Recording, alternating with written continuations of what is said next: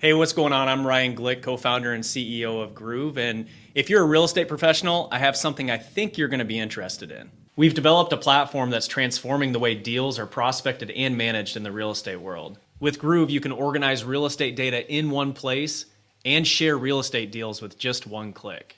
Join other real estate pros and reclaim up to 90% of your time. Head over to letsgroove.com/signup and start your free trial today. Do you ever ask yourself, how would my life be different if I had made different choices? Would I be happier? More wealthy? Here's a humorous novel that explores that question, venturing back to that magical time in the early 90s when grunge was taking over big hair bands. It was just when our hero, Amy Gare, began to face the real world. You Hawkeye fans just might enjoy the setting as well. Goodbye Def Leppard, I'll Miss Those Jeans by Steph Kramer can be found on Amazon or Barnes & Noble, and it's free for Kindle Unlimited subscribers. Casmium believes every young athlete deserves a shot at greatness. By making data analytics accessible and easy, they provide a new way for coaches and athletes to improve their game. Casmium's digital scoring app, all-in-one stats, and chart software enable teams to quickly and easily find new ways to strategize and harness the power of data. Join Casmium in revolutionizing the world of youth sports with tools that make a difference. Schedule a software demo or sign up today at Casmium.com. Casmium, where sports technology sparks victory. Yeah, well, Hawkeyes fall in Columbus. Final score 35-7. I am Cory Brada, your host here. Iowa postgame with Coach Don Patterson, and I'm pleased to be joined right off the bat, right from the get-go this evening, with Mr. and Coach Don Patterson himself.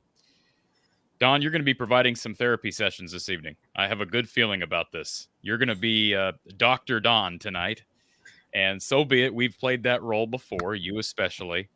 So many things to get to. I know people are want to chat with you. Got a couple of people who have already began the call-in process. If you're new here, we have a phone line you can call, 515-635-1601. It's scrolling across the bottom of your screen. But you can also log into StreamYard. Very simple to do that with a Google or Facebook account. All your information's private.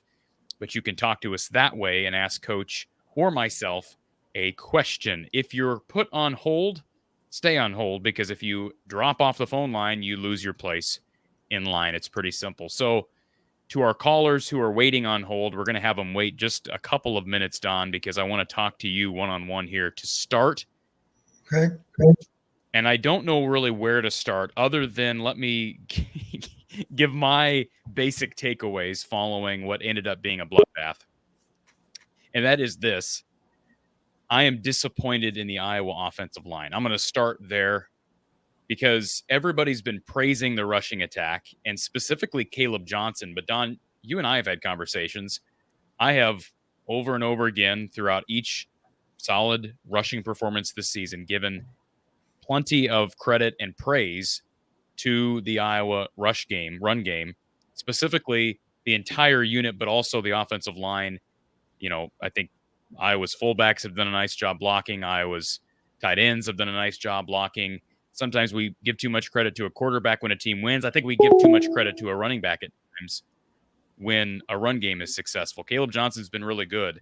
But I thought we saw today, Don, especially in that first half, and I understand they're going up against heavy boxes and really talented fronts, but I thought pass pro was bad at times, and I thought the run support, or I shouldn't say run support, the run blocking from the offensive line was not very good. But it's hard for me as a non-coach, Don, to evaluate the offensive line in live game action when you're dealing with extra people. We've seen Iowa successfully run against loaded fronts. You tell me what you saw. Were you as disappointed in the offensive line today as I was?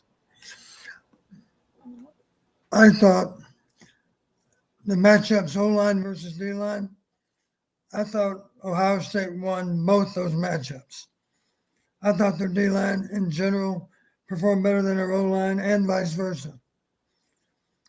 It was pretty easy for them to gain 4 yards on every running play that they had.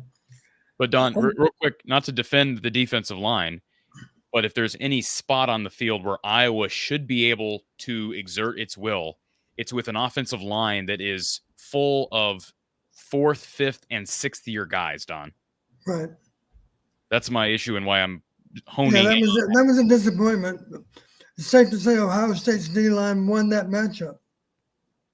So how much of that was just the defensive line winning the matchup? How much is it when they're throwing extra guys into the box? I mean, we've heard a lot about stacked boxes over the last 2 weeks. Well, in general, the pressure they got was not any extra rushers in general. That's what I felt. Yeah. And there were too many plays, and CBS zeroed in on several of these, Don, not just in the run game, but also with the passing game. There were too many examples that were even shown on the TV film of individual linemen just getting beat. Colby getting backed up into his quarterback, Dunker getting backed up into his quarterback. And I'm sorry, I'm going to come down sort of heavy on the offensive line because, like I said at the outset, we've been told throughout the Bryan era, some of these guys were here in 2020, 2021. A lot of these guys who are starting, we've went through this. They're all upperclassmen. Some of them are 5th, 6th year guys. Right. And to me, I don't care how talented Ohio State is.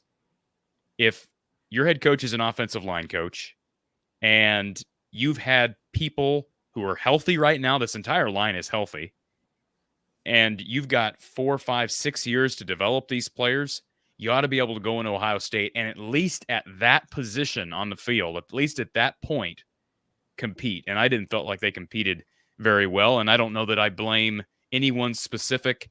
Like I said, I'm just disappointed as a collectively in that unit. Yeah, let's not forget in terms of development in recent years, Kirk has assisted with their development, as has Brian, both of which know a lot about O-line play. Not to mention George, of course, as the O-line coach. So at this point in their careers, they should be playing well. And maybe I underestimated Ohio State's D-line. I think they're a little better than what I thought. But the bottom line is they won the battle up front. We didn't win it. If you don't believe it, just think about how many yards Caleb had after 3 quarters. He didn't have a lot of running room. And a lot of the yards came kind of late. There was a nice run in the 3rd quarter. The only reason it was a nice run is Caleb didn't run through a tackle. It was a safety attempted a tackle, and Caleb ran through him. And that was an explosive play, but there weren't enough of them, obviously. How would you rate Caleb Johnson's performance today, given some of the struggles up front? I mean, is it hard to evaluate a guy at first glance as a running back in this situation? Well, there wasn't a lot of room to run. Near as I can tell, there wasn't much room to run. Very seldom did you say, oh my gosh, we got him into a one-on-one situation in the open field, and he got tackled. I do recall on that long run, he was in the open field, and it was downs that bumped him out of bounds. And you could argue at that point in the game, why not try to put on your brakes and cut back against the grain? Because we needed a touchdown. We didn't just need another gain of 30 yards. We needed a touchdown. That's not really his style, though. To cut. That's not really his style to put his foot in the ground and then track back in. It's not. It's not. You're right. And for that matter, I made the same note about Weechin. Weechin had a punt return. It looked like it might go for a while, but as we've discussed, don't run out of bounds. It's okay to put on the brakes and try to cut back against the grain. That's what Tim DeWhite did. If Tim DeWhite can do it, then I think Caden can do it also. And it's things that Charlie Jones did, and I think Cooper DeJean did it. We saw Cooper DeJean do it against Minnesota, right? Yeah. On the play that so was that's called. The next step for Caden is to be able to stay on the field and challenge him even more downfield than what he already has. Can I ask a stupid question for a second? I don't think you ever ask a stupid question, but go ahead and try. Thank you. Why are we punting on 4th and 7 with under 4 minutes to go? Because we've raised the white flag. You've got a backup unit in there and a backup quarterback. Why not give them a chance to stay on the field? What's the point? I suppose you don't want to give up 42. Well, I think that doesn't hold water, but who cares? Who cares? And at that point, Ohio State. What I thought you were going to ask about is our fake punt. I thought you were going to ask about that. I'm sure you get to. We'll get to that, Don. We'll get to that. I think Kirk maybe isn't as much to blame as he's being made out to be with that, but it's still an example of an incredibly unfortunate blunder. You know what I equate it to? I equate it to 2014 when Kirk called a timeout right before the Iowa State kicker missed the potential game-winning field goal to ice him. Right. He comes back on the field and kicks the game winner because Kirk didn't know that he was going to miss the first one, and Kirk didn't know today that Hayden Large was going to push forward for the first down. And I saw former Iowa long snapper tweeted this out, Tyler Kluver, and it's consistent with everything I know to be the case as well, and I'm sure you'd agree, Don. You bring out something like that, and if the defense shows a good look, if they give you the right look, then you stay in the fake play call, and if not, then you either option out of it or you call a timeout. I guess what I would like to know, and this is probably something we'll ever get the answer out of Kirk on, but if Kirk didn't like the front that Ohio State showed on that play, Don, okay, so they called a timeout. Is there not an ability? I'd like to know about the helmet communication in a situation like that. There's no quarterback on the field, so does somebody have helmet communication with LeVar in that situation? I don't think so. I'd be surprised if they did. Why couldn't you? Who would it be? The punter? Someone, because in a situation like that, wouldn't you rather be able to tell him kill, and then he makes a call there without having to burn a timeout? And you could have that plan in place long before the game. You can practice it that way. That's what you're saying. Just because you've heard me say, Cory, different, but still the same. You've heard me say exotics are good. And those people that say, well, the problem with exotics, you got to call them at the right time. My answer is no, you don't. If you guess wrong, you change the play. You save it for the next play. Or you call it 8 plays later, whatever. You can do the same thing with the kicking game, of course. You can say the fake's on unless we get the wrong look, at which point we make a call. That means we're going to punt. So that's my question. So why did that not occur? Let's just address that now. Why did that not occur? Why was Kirk ready to call a timeout instead? And you're running the risk of what happened. You're running the risk of having what happened happen, even if they hadn't made it. Like, because they ran it, now you're kind of done, right? You can't run it again, in a sense. Not like a normal exotic on offense that you might be able to run it again because you have a ton of opportunities. You're basically done for the game and maybe for the season. Not necessarily for the season, but possibly for the season, running that fake punt play again, correct? Well, you've shown it now. And certainly everybody on our schedule is going to practice for that look. So why wasn't there a situation? In that regard, we wasted the play. So why wasn't there something installed where someone else can audible out of that as opposed to the coach having to call a timeout? All I can think is they were very consistent maybe with their alignments. It was there. And as a result of that, it had been routinely there with the right kind of alignment. And maybe they crossed us up and gave us a different alignment. And we hadn't prepared for that, so we were in no position to kill the play from the field. The only way to kill the play was to burn the timeout. That's probably what happened. So let me ask you that: what was your reaction to that whole series of events, other than it was unfortunate for Iowa? I mean, are you blame Kirk in that situation? Can you really blame anybody? No, because let's back up. If we called the timeout and we ran for 40 yards, people would have really been saying, "Why'd you call the timeout?" Let's not forget, we needed one. We gained 1.5 yards. We didn't gain much more than the first down. Yeah, and it wasn't like it was an easy game. I mean, he had to extend himself for that first down, and he did get it clearly.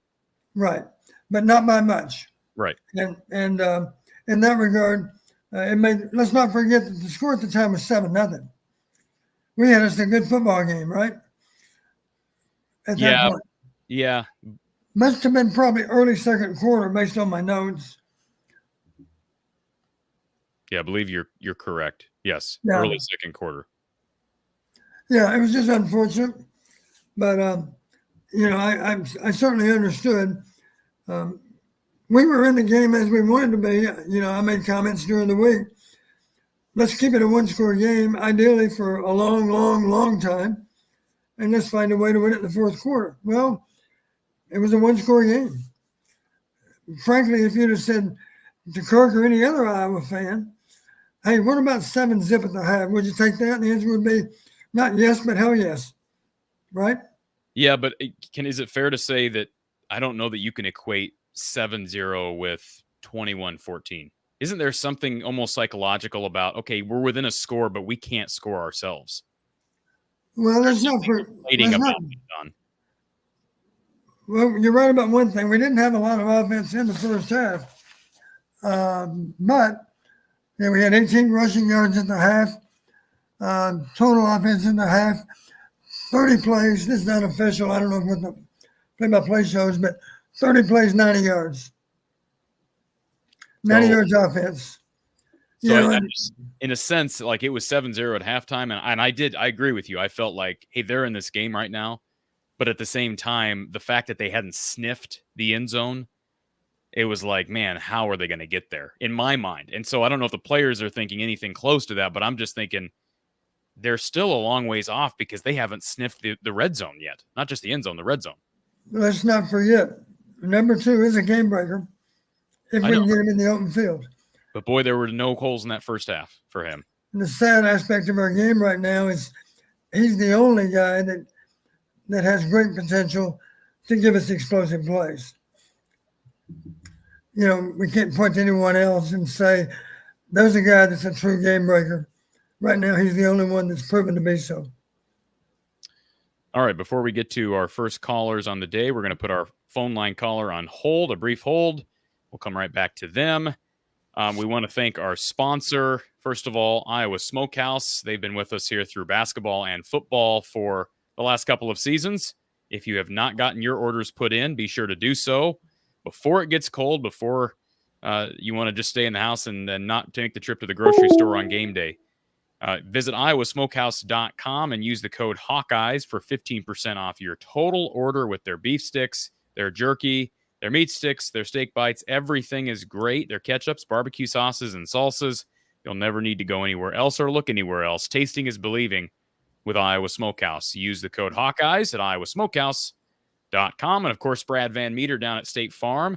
Call Brad for a great quote on insurance. homeowners, life, renters, auto, whatever the case may be, Brad and his team will take care of you like the Hawkeye family friends that you are. Give them a call, 515-256-6480. That's 515-256-6480, or visit him online at bradvanmeter.com.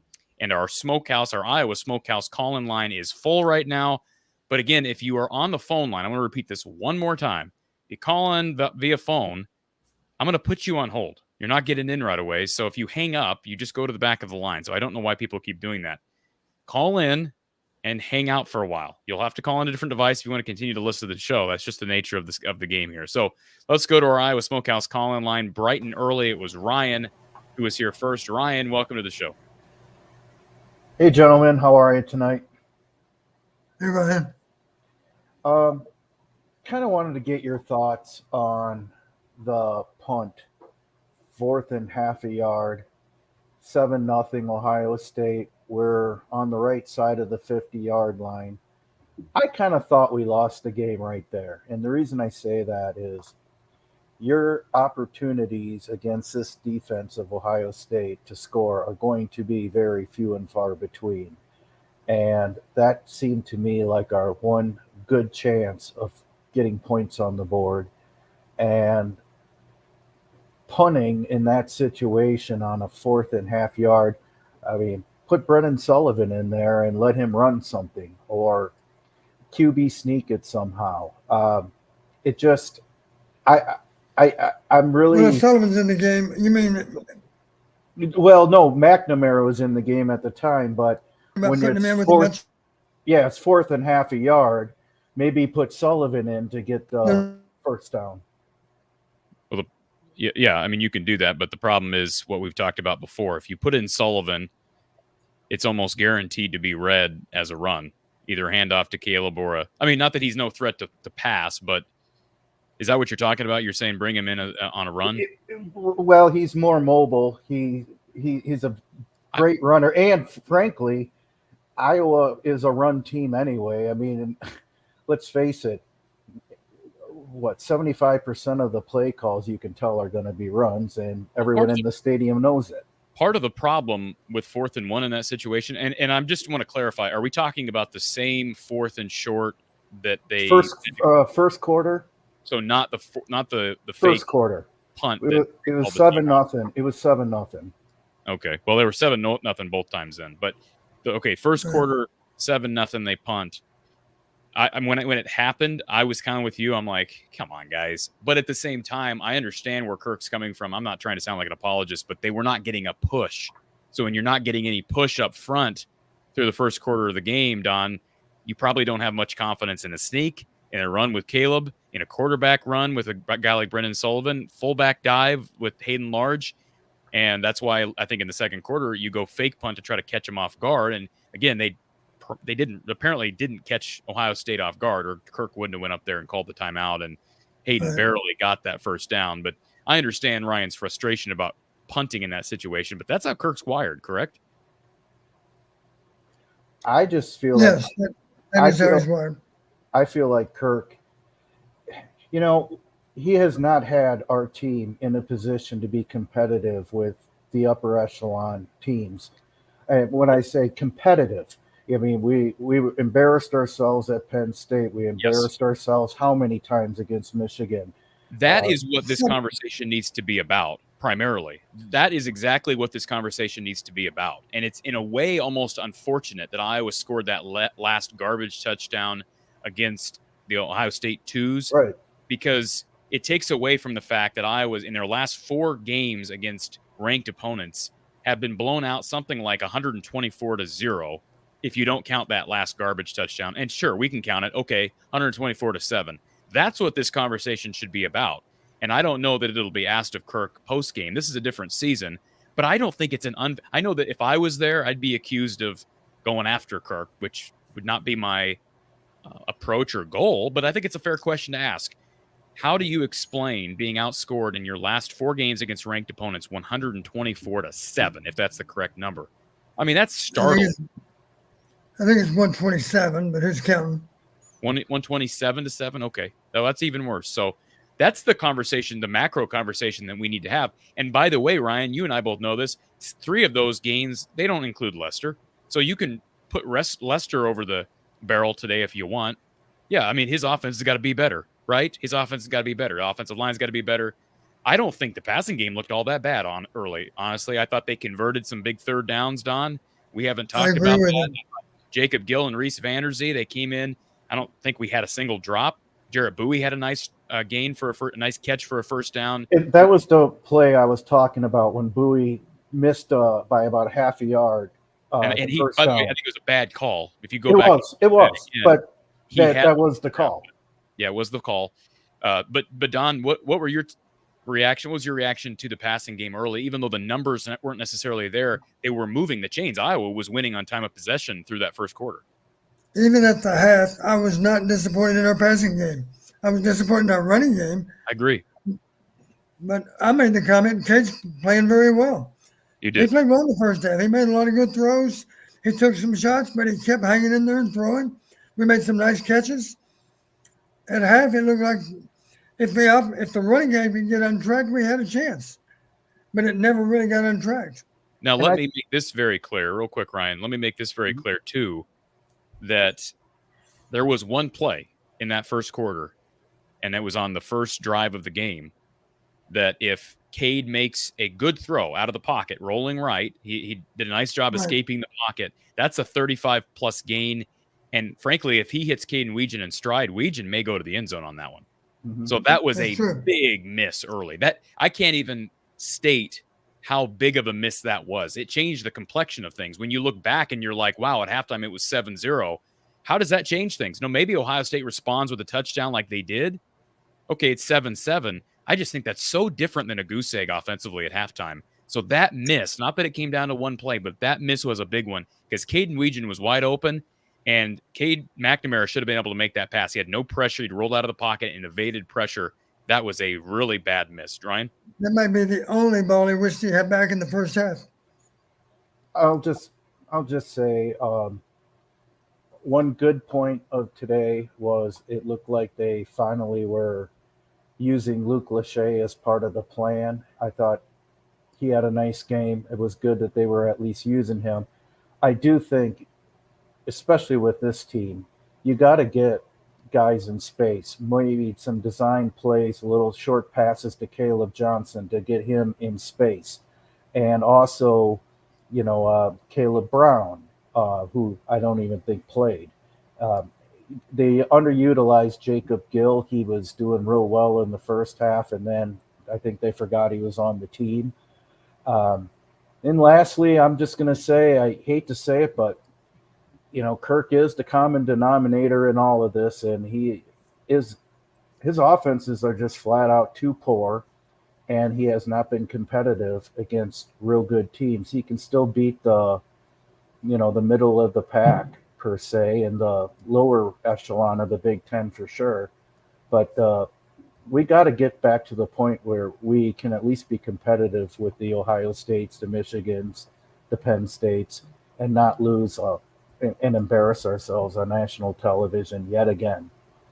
So, another way, talking about self-examination, another way to analyze where we are is to ask the question this way, Cory. Do we belong more with those teams that are ranked in the top 20 or top 10? Or do we belong more with all those other teams that we've been able to beat, if only by a few points? We clearly belong more with the ones we've been beating. Yeah, I was thinking about that pre-show, Don, because it's almost like Iowa has established, and we'll see what happens this year, because the rest of the schedule, the last 8 games on the schedule, 7 games, are so winnable. And I think they may be favored in every game. They could be. We'll see. I don't know how much this loss affects how Vegas and the people that make those decisions, how that affects their beliefs in Iowa. But yeah. I look at where Iowa, the ladder, so to speak, or the totem pole, kind of what you're describing, and it's almost like Iowa's built a little tier of their own, right? Like they've established themselves as basically better than everybody but the top tier. Well, let's say it this way. if the experts had to put us in one group or the other, which group would they put us in? I know, but Iowa consistently beats everybody in that second tier that you're talking about, Don. They consistently by the thinnest of margins. We're at the top of that group. That's where we are. We're at the top of that group, but they beat everybody last year with Deacon Bacon Hill. So, like, I'm just saying that's the consistency's there. They did it 3 years ago with Spencer Petras at quarterback where they won 10 games. But here's my point. Where is the big divide? The big divide is ahead of us, not behind us. I agree. In terms of ranking. 100%. And that's why I'm so disappointed in the rushing attack because, and again, I don't know that I blame Caleb Johnson. I think he deserves a share of the blame, just like he deserves a good share of the credit when they've looked really good on the ground. But I'm so disappointed in the rushing attack because the offense, although the passing game has not come along, and I made the bold prediction preseason that it would take until October, possibly after the Ohio State game, for that passing game to really look substantially better. And I am bullish on that take. I'm sticking with that take. I actually thought they looked better through much of the game today, but I don't think this Ohio State defense is just too good, too talented for the game to really showcase a ton of progress from the passing game. I think we'll see progress next week against Washington, but nevertheless, we hoped and expected that this rushing attack led by a very veteran offensive line, I mean, at a minimum, to give Caleb Johnson a 100-yard day, and the guy's been popping off for 150, 200. And, you know, it took some garbage yards late for him to even get to 86 yards for the game. And Don, how much do you know, we talked about the seeming improvement from the passing game in that first half. I guess devil's advocate might say, Don, that because Ohio State was loading up to stop the run, even though Iowa's ran the ball effectively against loaded fronts to this point in the season, when you get up against an Ohio State loaded front, you're going to have to pass out of it. What do you say to people that say, hey, the passing game isn't good enough to pass out of it in those situations, and so we're doomed to fail against the great teams? Because that's the perception, I think, from some people, is you can't expect Caleb Johnson and this offensive line to deal with that many people with this elite of a talented group. Well, my concern about the way that today played out, we talk about loaded fronts, Cory, but to be honest with you, they weren't all loaded. You know what I'm saying? It wasn't as if they were entirely committed to stopping the run. Okay. And they weren't playing that much out of their normal defensive scheme. Well, if that's the case, then there should be even more blame on the offensive line, because correct. That's even more concerning if that's the case. case. You go back and look at the tackles, most of those tackles were made by the front seven or the front six, whatever the case might be. The safeties didn't make that many, and we didn't get far enough to give them a chance to make a tackle. What I'm taking from you here, Don, is there probably weren't as many opportunities to hit deep balls down the field. Those front guys just had to block better. Is that what you're saying? Right. Well, interesting stuff. It'll be a good one to look back on tape. DC Hawkeye, thank you for the super chat. Thanks for the therapy session, Cory and Coach. And at least Army won today. Navy and Army both looking stellar to this point in the season. Historic stuff from both of those programs. Lemansky, thank you for the super chat. I'm mobile quarterbacking kills us against ranked mobile quarterbacking kills us against ranked opponents. God bless our immobile quarterback. Yeah. Or immobile quarterbacking. I gotcha. Immobile quarterbacking. Yeah, and I don't think Will Howard is, I mean, he's a decent runner, but I had a debate with a couple people last night about this. Like, he is an average at best runner. He's not some above average runner. He's fine. He's okay. But, you know, that's one thing that we can talk about. We haven't evaluated or talked about Cade's evaluation from today. I haven't seen him run, it feels like, since week 1, Don. Right. I'm curious to see what you think, because I know Tim Lester talked about his performance against Minnesota and how he was encouraged. I know you said you were pleasantly surprised by how he played in the first half. He turns the ball over 3 times in the second half. Part of that's offensive line breaking down, but you got to protect the ball better. How do you evaluate Cade overall today? Well, I think he was a little bit of a victim of circumstance in the second half. The interception. Let's talk about the interception. And even Danielson made the comment. You might recall the ball was tipped at the line of scrimmage, right? Right. But the truth is, correct me if I'm wrong. Terrible decision. The pass was not there either way. If the flag, though, is defensive holding, it doesn't matter whether the ball got tipped or not. And they could have easily flagged the guy for defensive holding.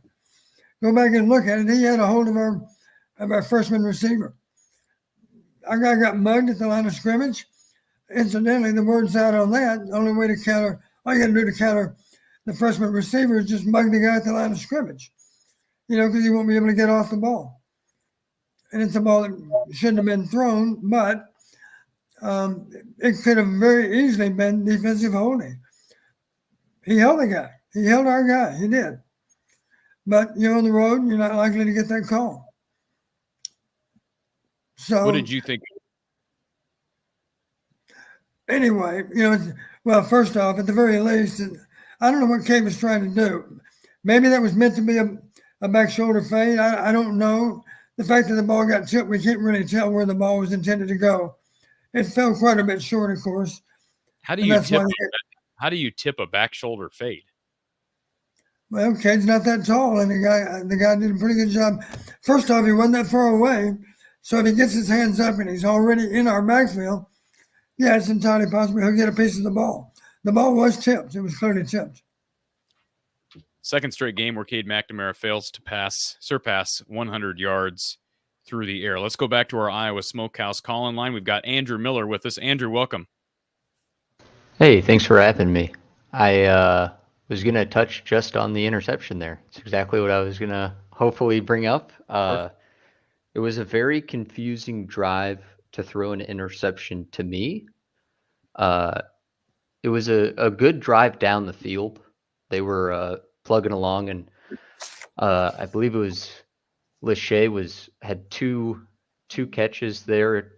3rd and 8 came really clutch in, and then on a 1st and 10 gets another like 10, 11 yards there. But we're down 21 points in the 3rd quarter with 4 minutes left, and we're passing an 8-yard out route. I don't understand why we're not going for the end zone. Like, it's 1st and 10. Like, we have 19 minutes left in the game. I just can't understand why we just continually go for the 0 to 9 yard passes. I heard a stat before the game. I didn't check to see if it was correct or not, but 56% of our passes have been between the 0 to 9 yard for completions or something like that this season for Cade. Right.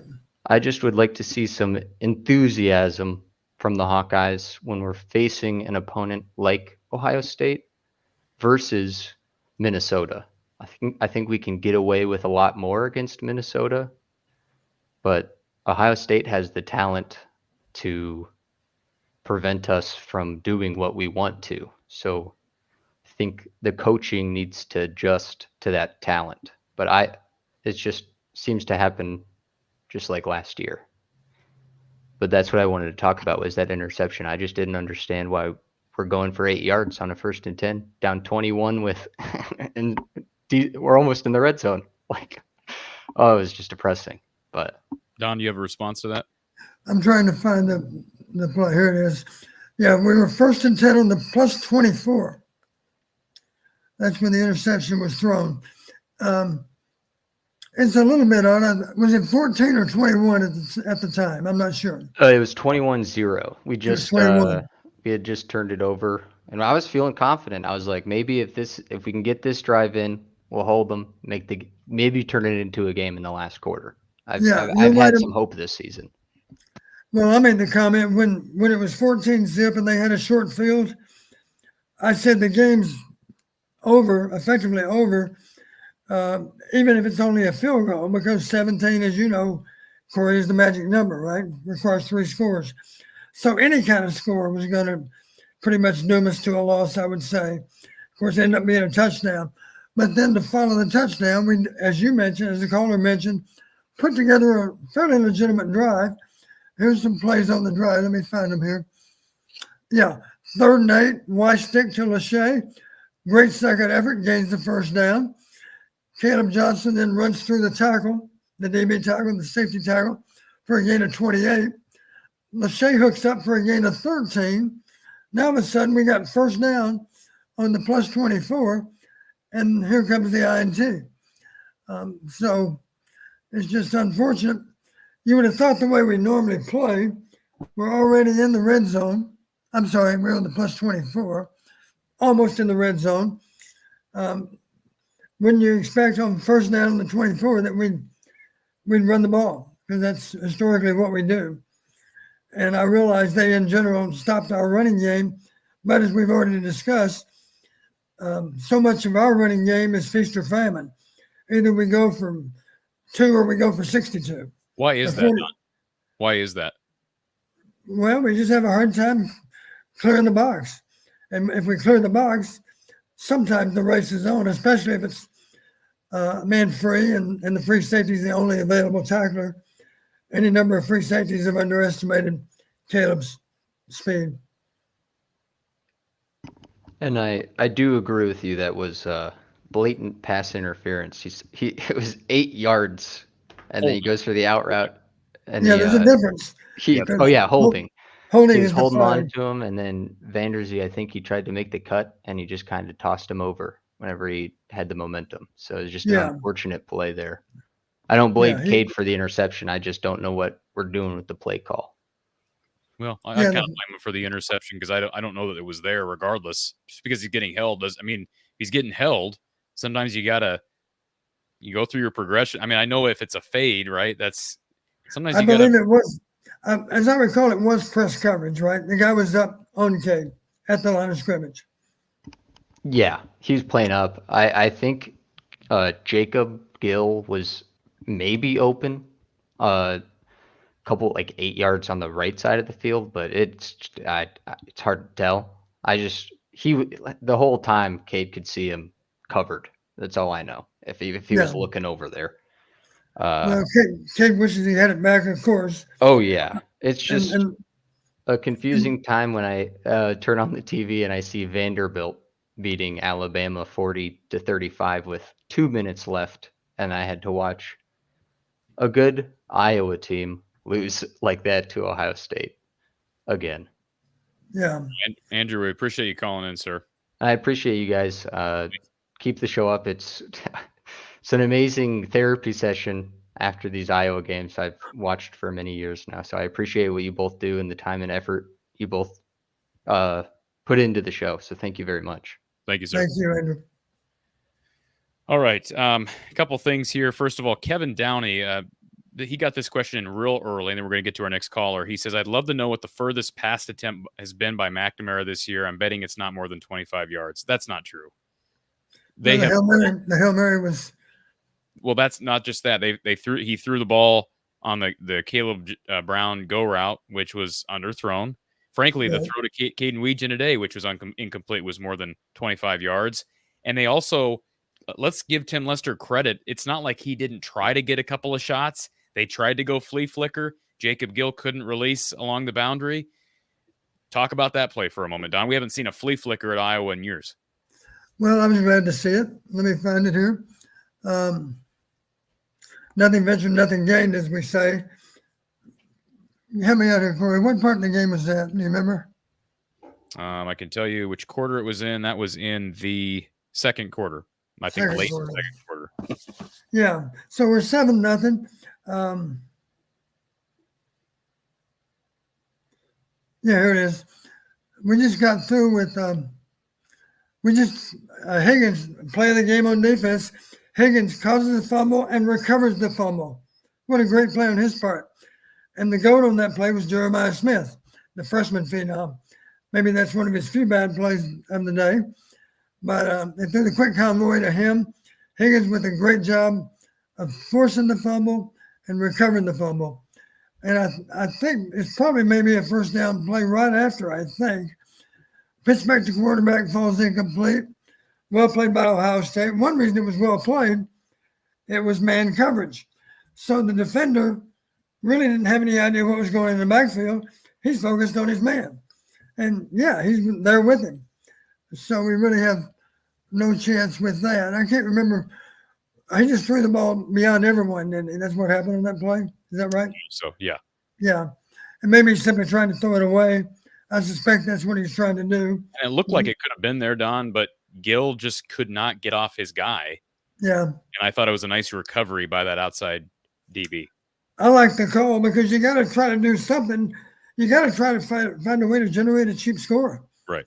Absolutely. And I said that going into the game, Don. My big key in this game, I know it was different than yours, but my big key going into the game was find a way to create a big play or two in the passing game. Well, hindsight, they weren't able to do that. They tried a couple of times, maybe could have tried a few more times.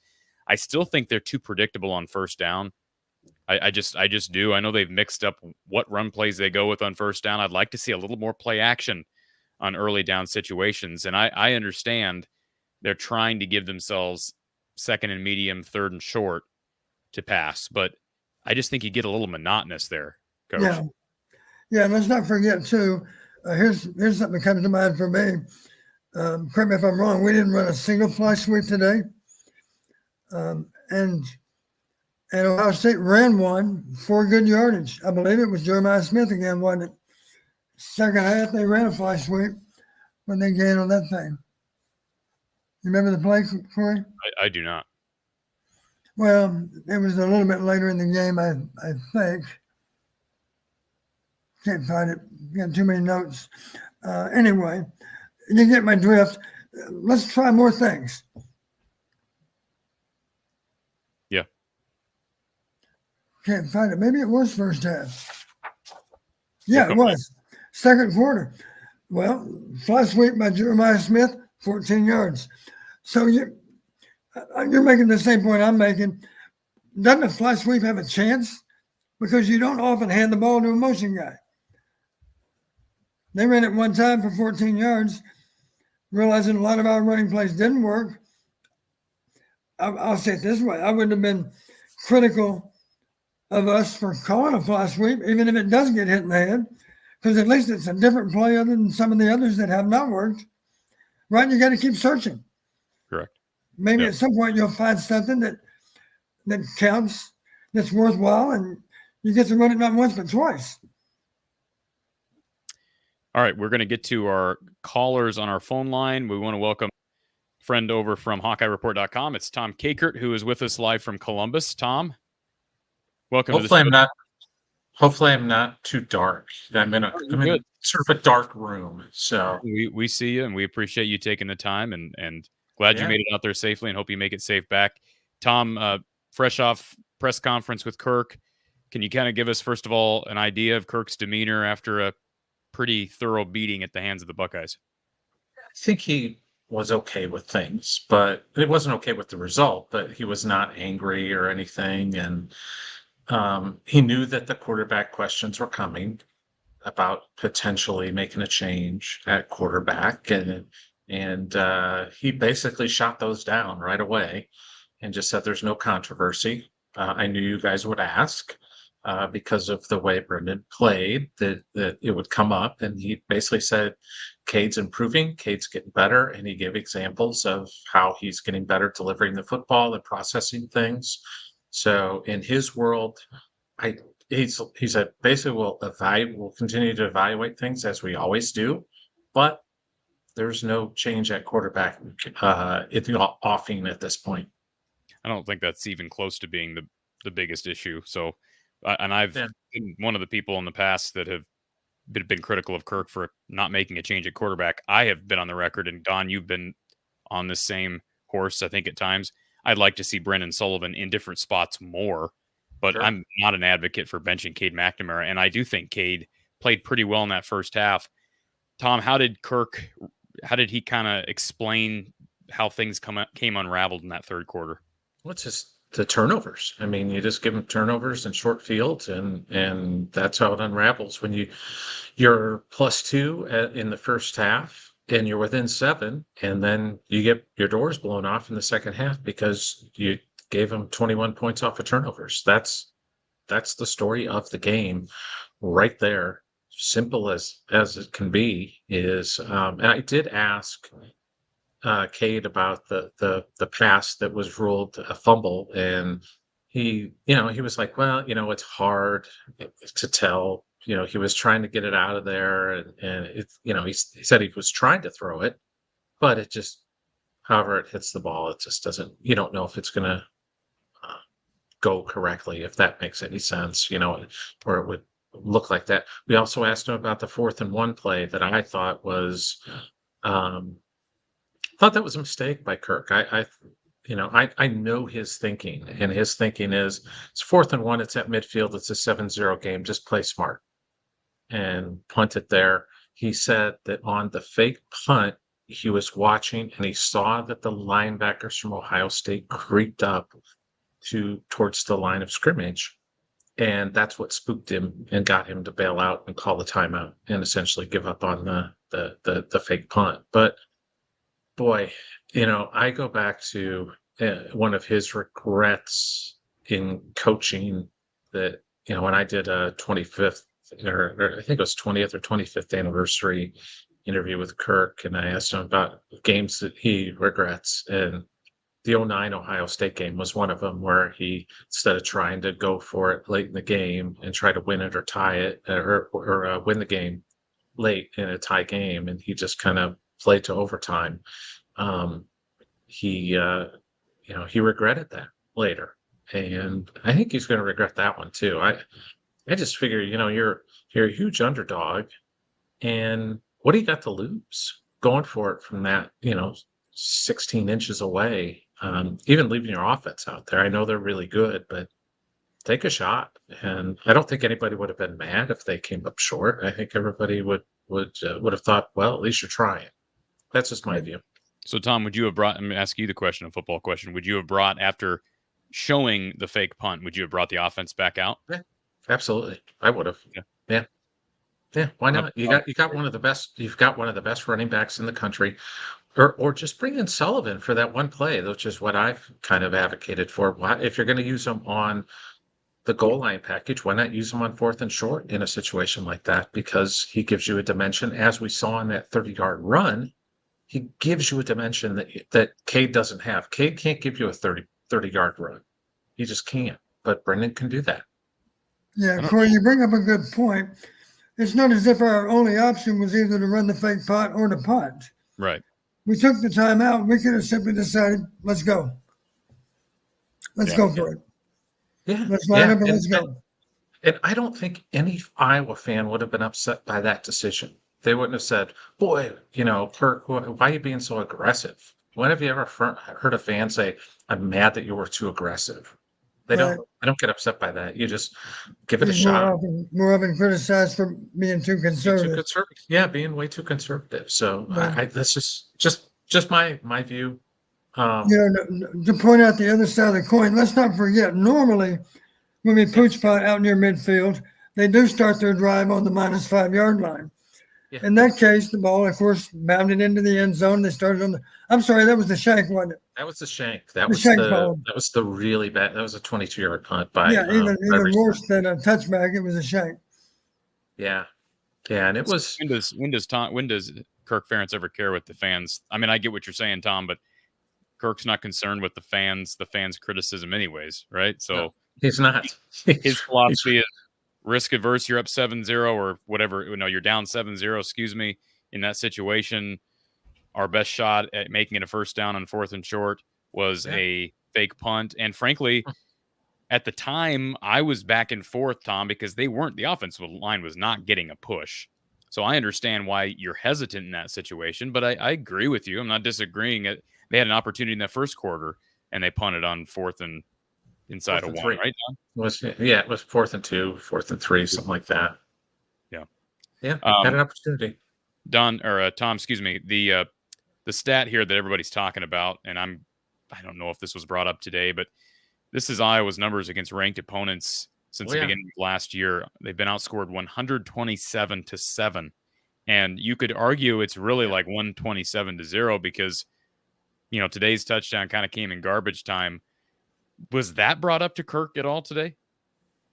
No, mainly because they scored. So it was just sort of like, okay, what are we talking about here?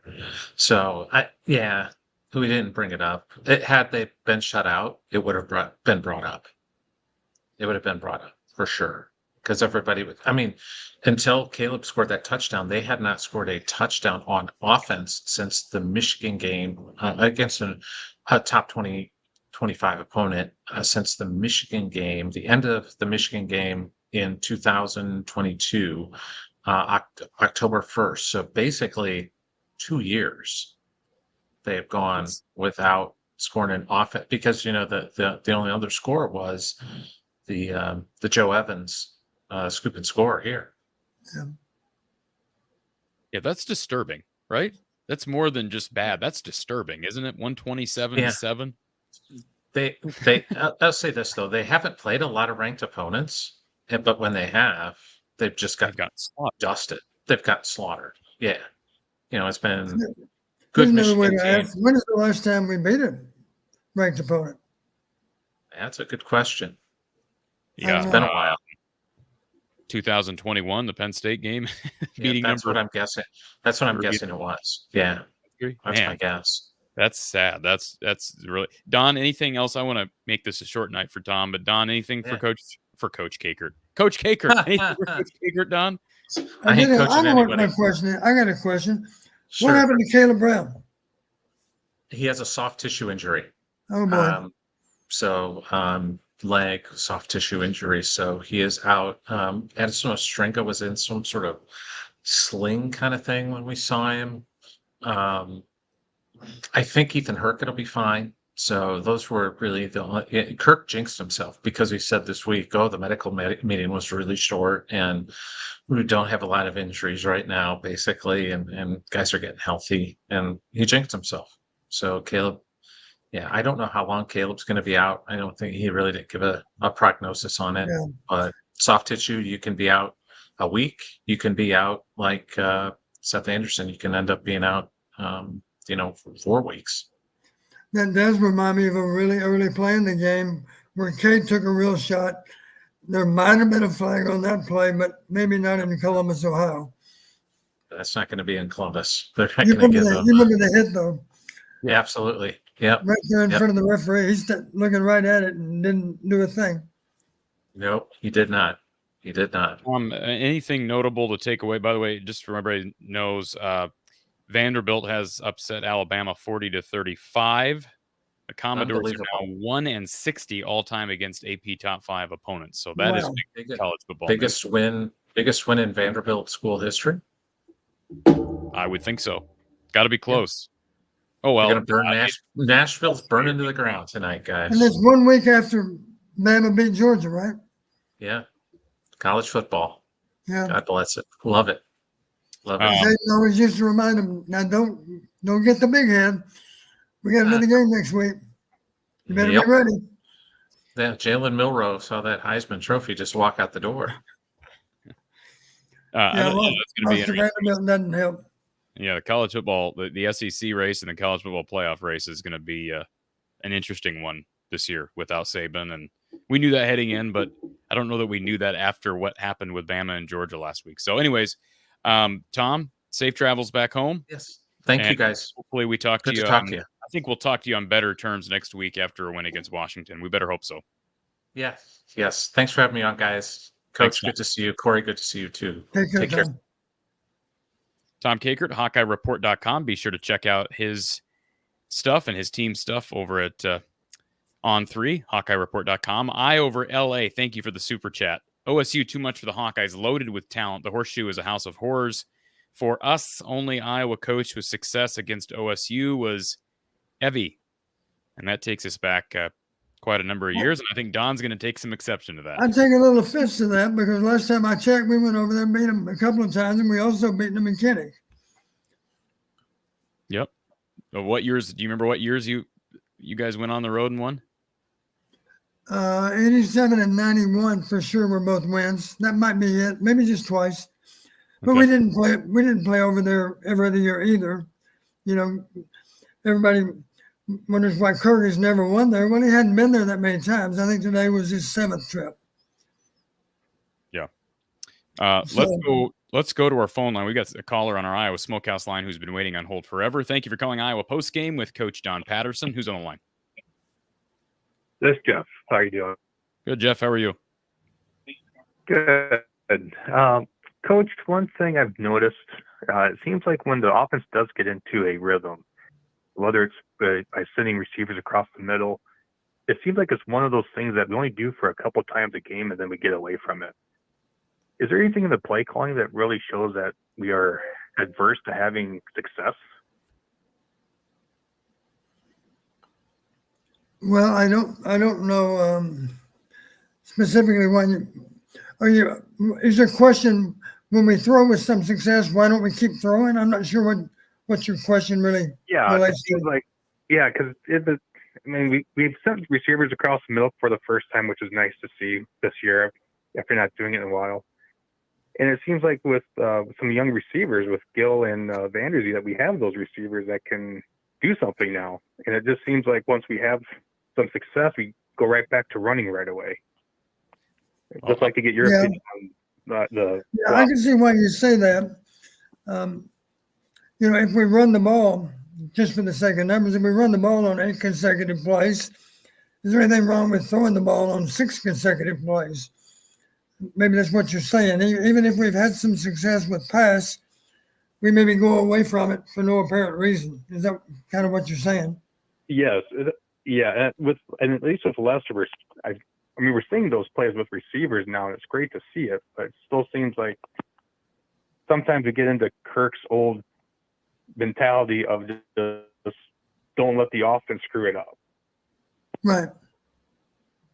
Well, I'll say here's a good example. When you're talking about 3rd down and 8, they knew we were likely to throw. We still throw, and it's caught by Gill. It was a nice throw. It was a good catch, plus 22. It was an explosive play early in the game. Score was 7-zip at the time. And then it seemed like matter of fact, that's right after their touchdown. Downfield. I'm sorry? But it just seems like, and after that, I know they tried going downfield a few more times, but it just seems like the plays that tend to work, or the schemes that tend to work, it just seems like we get away from them way too fast. I was always under the impression that if they can't stop it, then don't help them. Keep doing it until whatever is working, do that until they stop it. And Don, do you agree that they're getting a little too predictable with? I mean, I'd like to know the percentage of plays that they run on first down. It's got to be close to 90%. It was every play in the first half. Every first down in the first half was a run. Well, it wasn't much different in the second. I mean, I'd like to look at the numbers, Don, because don't you think that if it's up where I think it is, probably in the 80s, don't you think that's too predictable on first down, even if you're a run-first offense? Even if you have a really good rushing attack?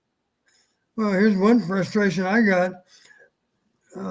Let's say we are 80% run. If that's the case, some of that 20% pass should be play action and try to get something big. You follow me? Yeah. If we were only 20%, I wouldn't mind it if more of them were designed to try to hit a home run. But they're not. They're not. They're more You're concerned. Right. In general, they're not. It's almost like we're scared to death of 2nd and 10. That's kind of what I feel like. As long as we can, even get a couple of yards, we just are scared to death of being at 2nd and 10, potentially 3rd and 10. And I understand you don't want those long yardage situations, and I don't know how much of that is Kirk, how much of that is Tim. I'd have to think it's Tim. We've talked about the extent to which a coach may dictate pass versus run to his coordinator, but I don't think Kirk's going into the game saying, "Listen, Tim, I want to run the ball 80% on first down." I don't think that happens. So what do you mean by that? Well, I mean, if we do run it 80% on first down, it's not because Kirk insisted on it. You follow me? I mean, he wants Tim to call a conservative game. He wants us to play to our strengths. That's going to give you a pretty high percentage of run. Incidentally, Cory, I don't think it's 80%. It seems like it is, but maybe it's not that high. I don't know what it is. I've never bothered to chart it. It's pretty high, I'll admit that. Anything else, caller? Just, Coach, it's so nice to have somebody with your expertise on the program to give us a different perspective from just fans venting. So it's nice to have your insight and your expertise on this show. And Cory, you love the show. Thank you, sir. Appreciate the call. Thank you. All right, let's truck along here. We've got another caller on our Iowa Smokehouse line. Thank you for calling Iowa Postgame with Coach Don Patterson. Who's on the line? Trent. Hey, Trent. Hey, Cory. Hey, Coach. How you guys Hi, doing? Trent.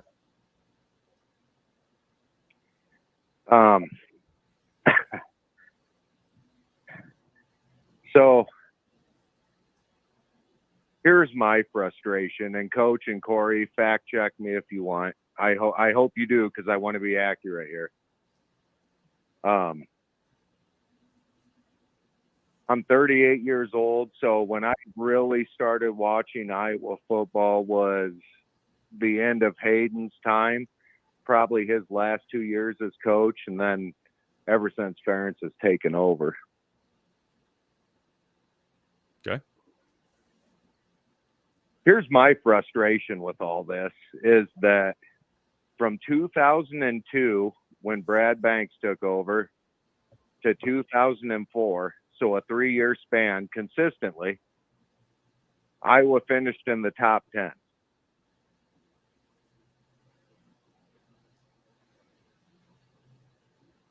So now we've given up 127 points and scored a garbage touchdown against a ranked team in the last, 4 games? Okay. Yeah. I mean, what's got to give? Like, Iowa fan, like, I get it. 9-10 wins. Most programs strive for that every year. I think Iowa fans that are my age, around my generation, we know, we've seen it. You expect more than a 35-7 ass kicking in Columbus. I'm sorry. I don't care how talented they look on paper. That second half was a disaster. If Cade McNamara starts as quarterback after this game, guys, when does something give? I don't think Cade was that bad today. Don, I really don't think he was that bad today. I thought he played a very good first half. He played a very good first half, and he's got to protect the ball better in that third quarter. But I'll give Kirk credit today. If Sullivan's in the game, I don't think it makes any difference whatsoever. Yeah, we had protection issues on a couple of plays. He's a little bit of a victim of circumstance. Now, He really was. And let me just make this clear, Trent. I'm not saying you're wrong that it would be nice to see Sullivan, or maybe Sullivan's even the better option. I've been advocating for that for a long time. But I'm just saying today, I thought the bigger issues were offensive line not being able to effectively create holes and space for Jazz Patterson and Caleb Johnson. And you can't possibly expect this Iowa passing attack to open things up for the run game. It's got to start with the run. That's just how they're built. And they've done that to this point, and you can't expect them to pivot against Ohio State and all of a sudden pass to open up the run. I think the offensive line failed them more than anything in this game. Let's not forget, too, that pass protection was a problem. Yeah, exactly. Pass protection was an issue as well, and that comes back to the offensive line. Right. Perfect. I don't disagree with anything either one of you just said. We used to back. What I'm getting at, guys, is from 2002 to 2004, we were considered the bullies of the Big Ten. We did whatever we wanted on offense with our offensive line, and you're saying it's a weak point tonight. I agree. That's what I'm getting at, guys. I don't care where you point the blame. Is it Cade? Is it the O-line? Is it Caleb? Is it lack of receivers? Is it I don't know what it is anymore. I'm just telling you, I have seen Iowa sustain greatness for 3 straight years. And why can't we get back there? And you're talking about 02, 03, and 04. Correct, Coach. Yeah. Well, one reason, to be honest with you, we had a quarterback back then that could extend plays, right? Well, that's not I mean, go back to 2008, 2009, 2010. They were competitive against the best teams those years. They beat Penn State in 08, 09, and 10. They played Ohio State to overtime in the shoe with a backup quarterback, a freshman backup quarterback in 09 with a Rose Bowl chance on the line. They beat Georgia Tech in an Orange Bowl.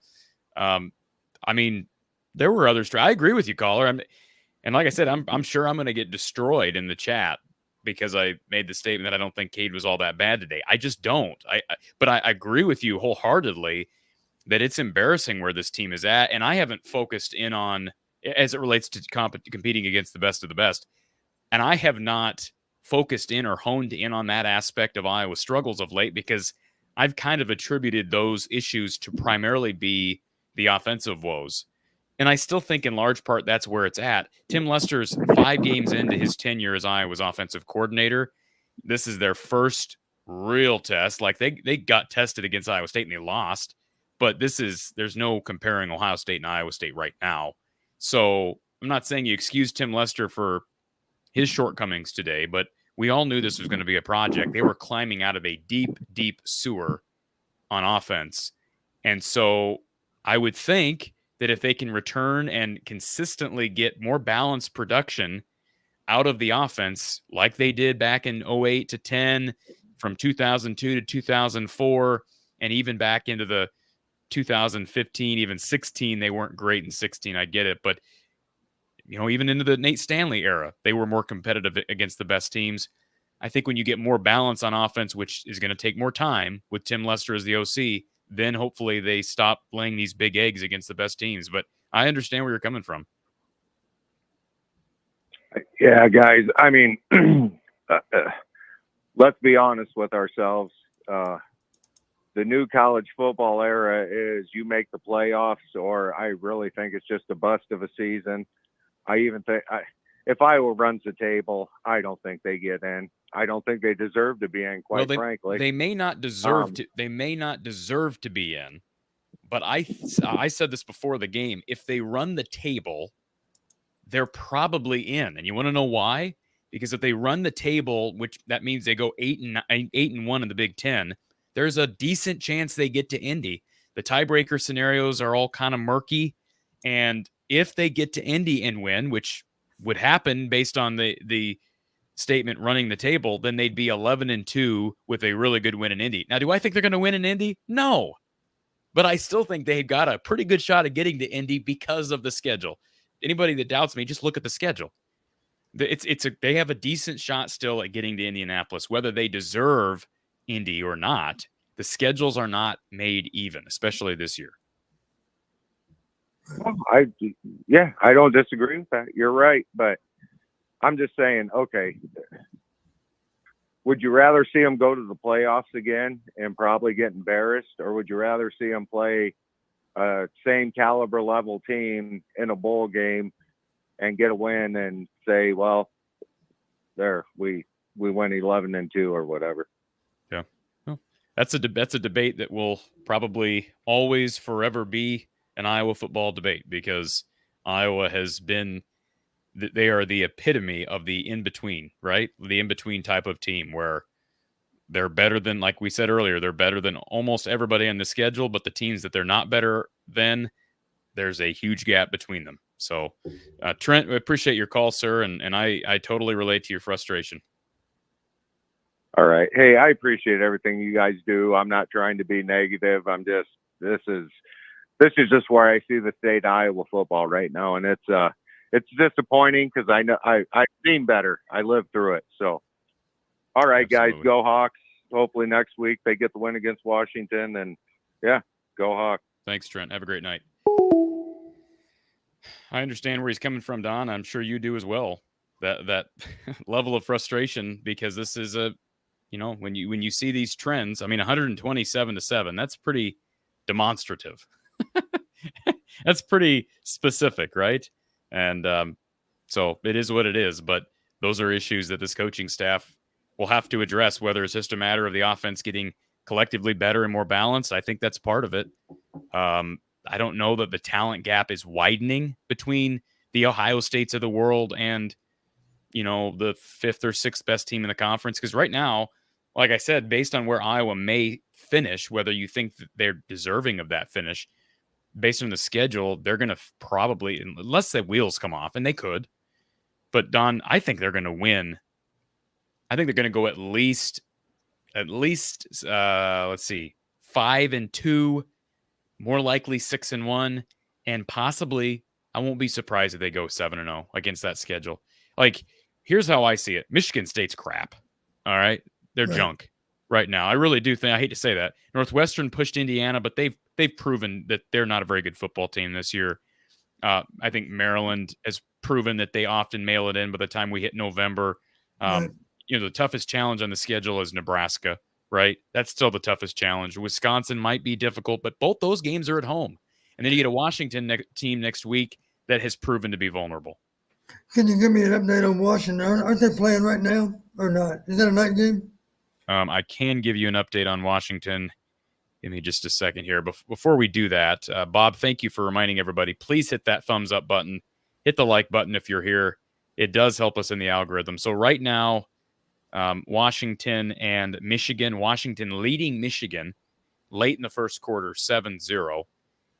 And the only other active Big Ten game, USC and Minnesota, just getting underway. Actually, 0-0 late in the first in that one as well. Minnesota driving into the USC red zone. So we'll follow those games between with a couple of ranked opponents involved, Michigan and USC. Bob, thank you for that reminder. And Blake, thank you for the super chat. Let me just check to make sure Blake didn't mean to leave a comment here as well. I don't see one. Let's see. He says, I send empty super chat. I'm looking for a comment here, Blake. I don't see another one. So thank you for the super chat. It does mean a lot, regardless if you typed anything with it. So thank you for being here and for the super chat. And Midwest Storm Chasing. I'm disappointed we lost, but we seemed to be able to move the ball. Turnovers killed us. We had first downs. O-line just didn't do well. And I think that's, probably the biggest reason for concern right now. But at the same time, this offensive line had proven to this point that it can bully most teams around, Don, right? Even Iowa State. How many yards did Caleb Johnson get against Iowa State? He eclipsed the 150-yard mark, right? They had over 200 yards as a team against Iowa State. Now, they lost because they gave up a couple of big plays, and I thought play calling and a couple of the coaching blunders from Kirk in that game cost them. But Minnesota, they ran the ball really effective in the second half. They were just the problem to me in that third quarter. I kind of understand where Kirk was coming from playing conservative in the first half, only because Iowa's kind of looked like a second half team. They were behind against Troy, came back and won. They were behind against Minnesota on the road, came back and won. And maybe you could argue they've worn teams down with that offensive line and Caleb Johnson. But the problem becomes Ohio State gets the ball to start the second half. They score, and then all of a sudden you're down 2 scores, and it just becomes a bigger, I think the reliance on the run game kind of has to take a seat back to some extent, and you have to start looking at situational play calling with time and score. Not that you're forced into bad situations with 14-0 down early in the third, but boy, as Midwest Storm Chasing brings up, the turnovers just kill you. And it was really the one quarter. Fourth quarter is hard to evaluate because the snowball had already begun to run down the mountain at that point. Yeah, Mark. The truth is, the comment that was made by the super chat, we seem to move the ball well. Well, if that's the case, how come we had 90 yards at the half?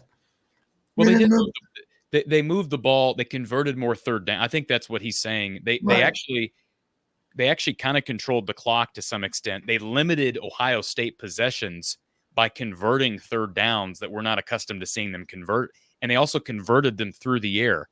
I thought there were some, like I said, very few drops, some good pass schemes, things that happened that we're not used to seeing on critical downs. That's true. But you're right. They got into that middle part of the field and even got Drew Stevens into field goal range once, and he narrowly missed that 51-yard field goal. They just could never. It almost reminded me of 2019 against Michigan on the road in Ann Arbor. You may not remember that game, Don, but that was a 10-3 loss.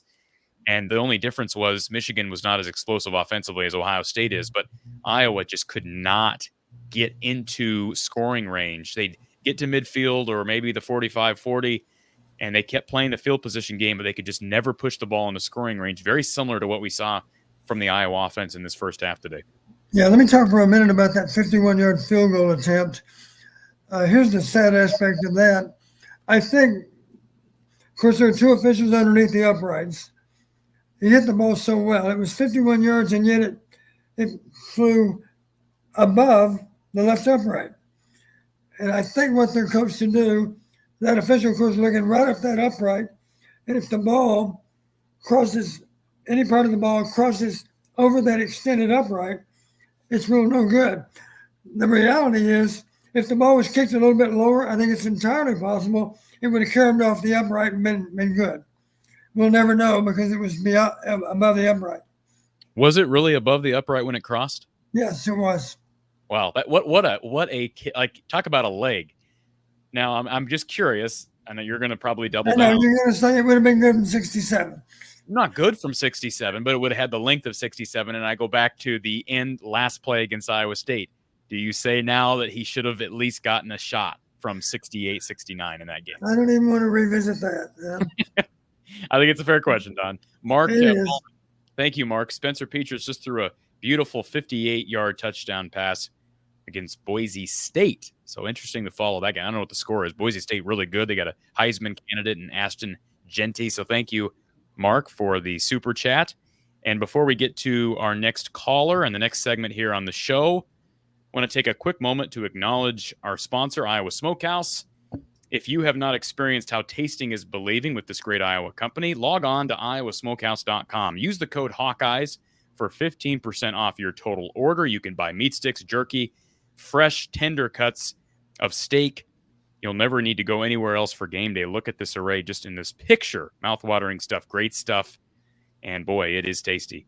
Use the code Hawkeyes for 15% off your order and get it sent right to your front door, courtesy of Iowa Smokehouse and their partnership with this show from the Hawkeye of the Storm and Iowa Postgame with Coach Don Patterson. Also, our good friend Brad Van Meter down in Des Moines. He is a part of the State Farm family. Give Brad a call for a free quote on whatever type of insurance you're looking for. 515-256-6480.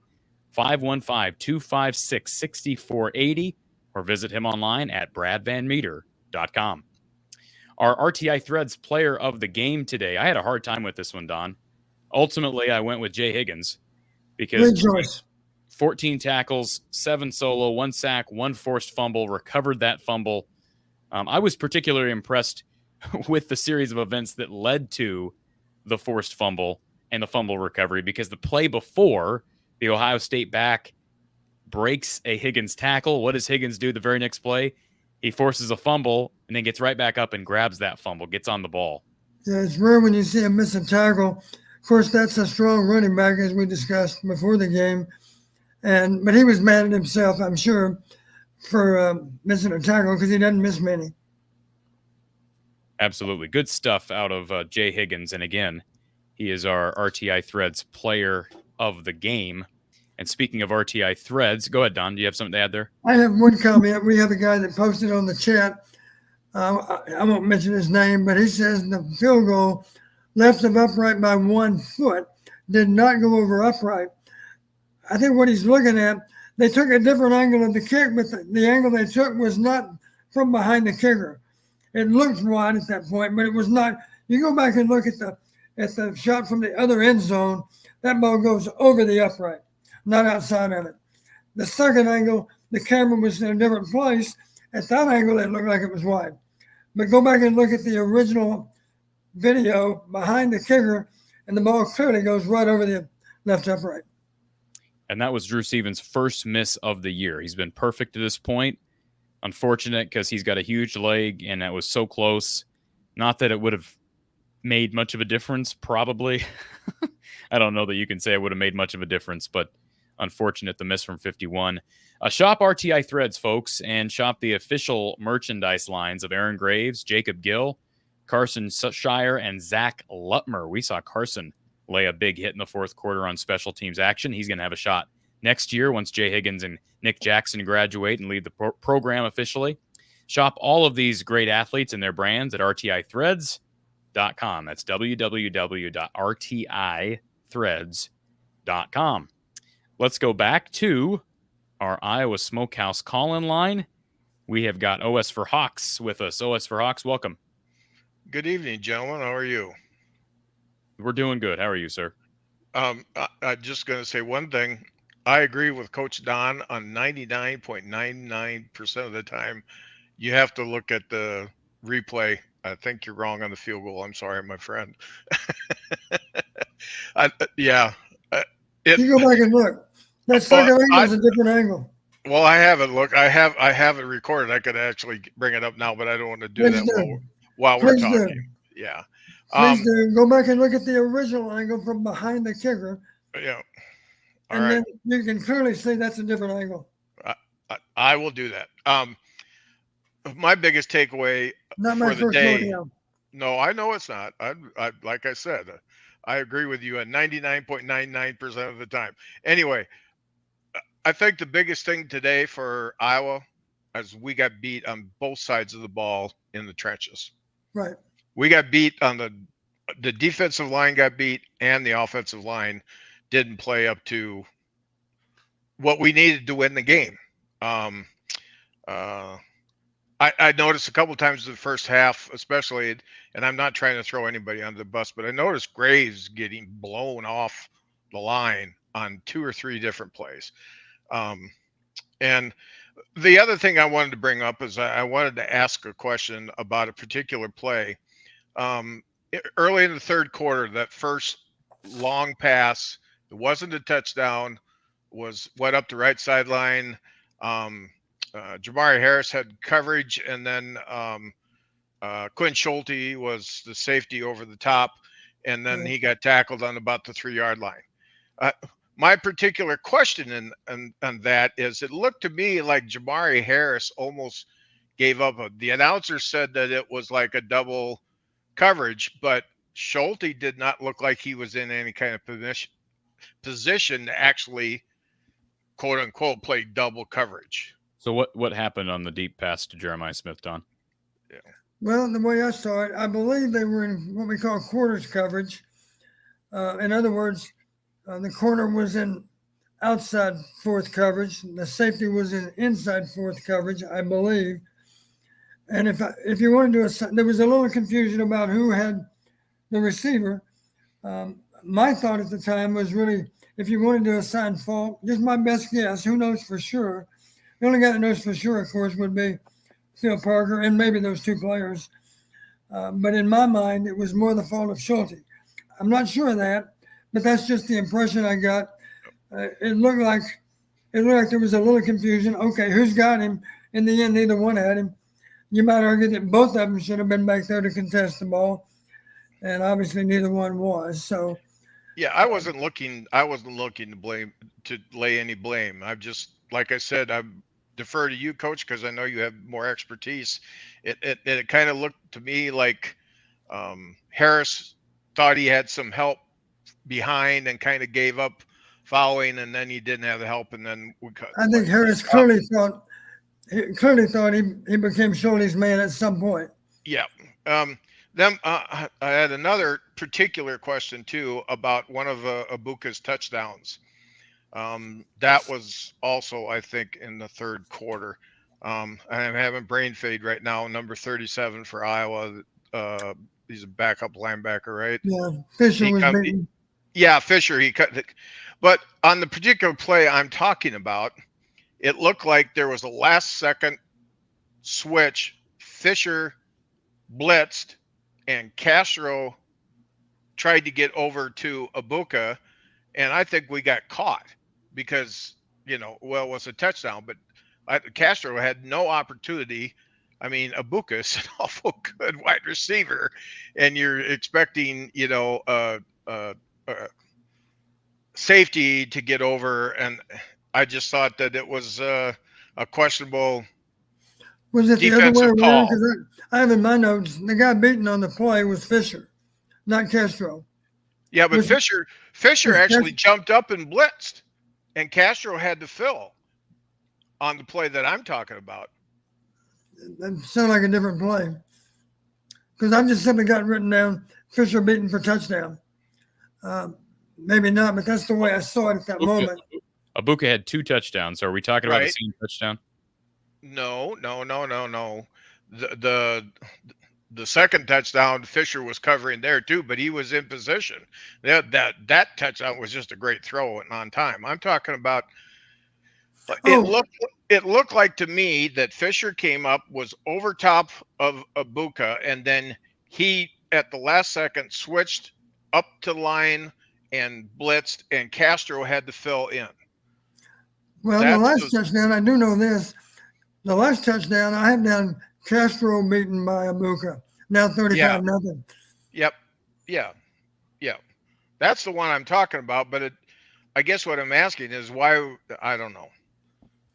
Those are questions I had. Well, it What? sounds like in one or both cases, some communication issues with.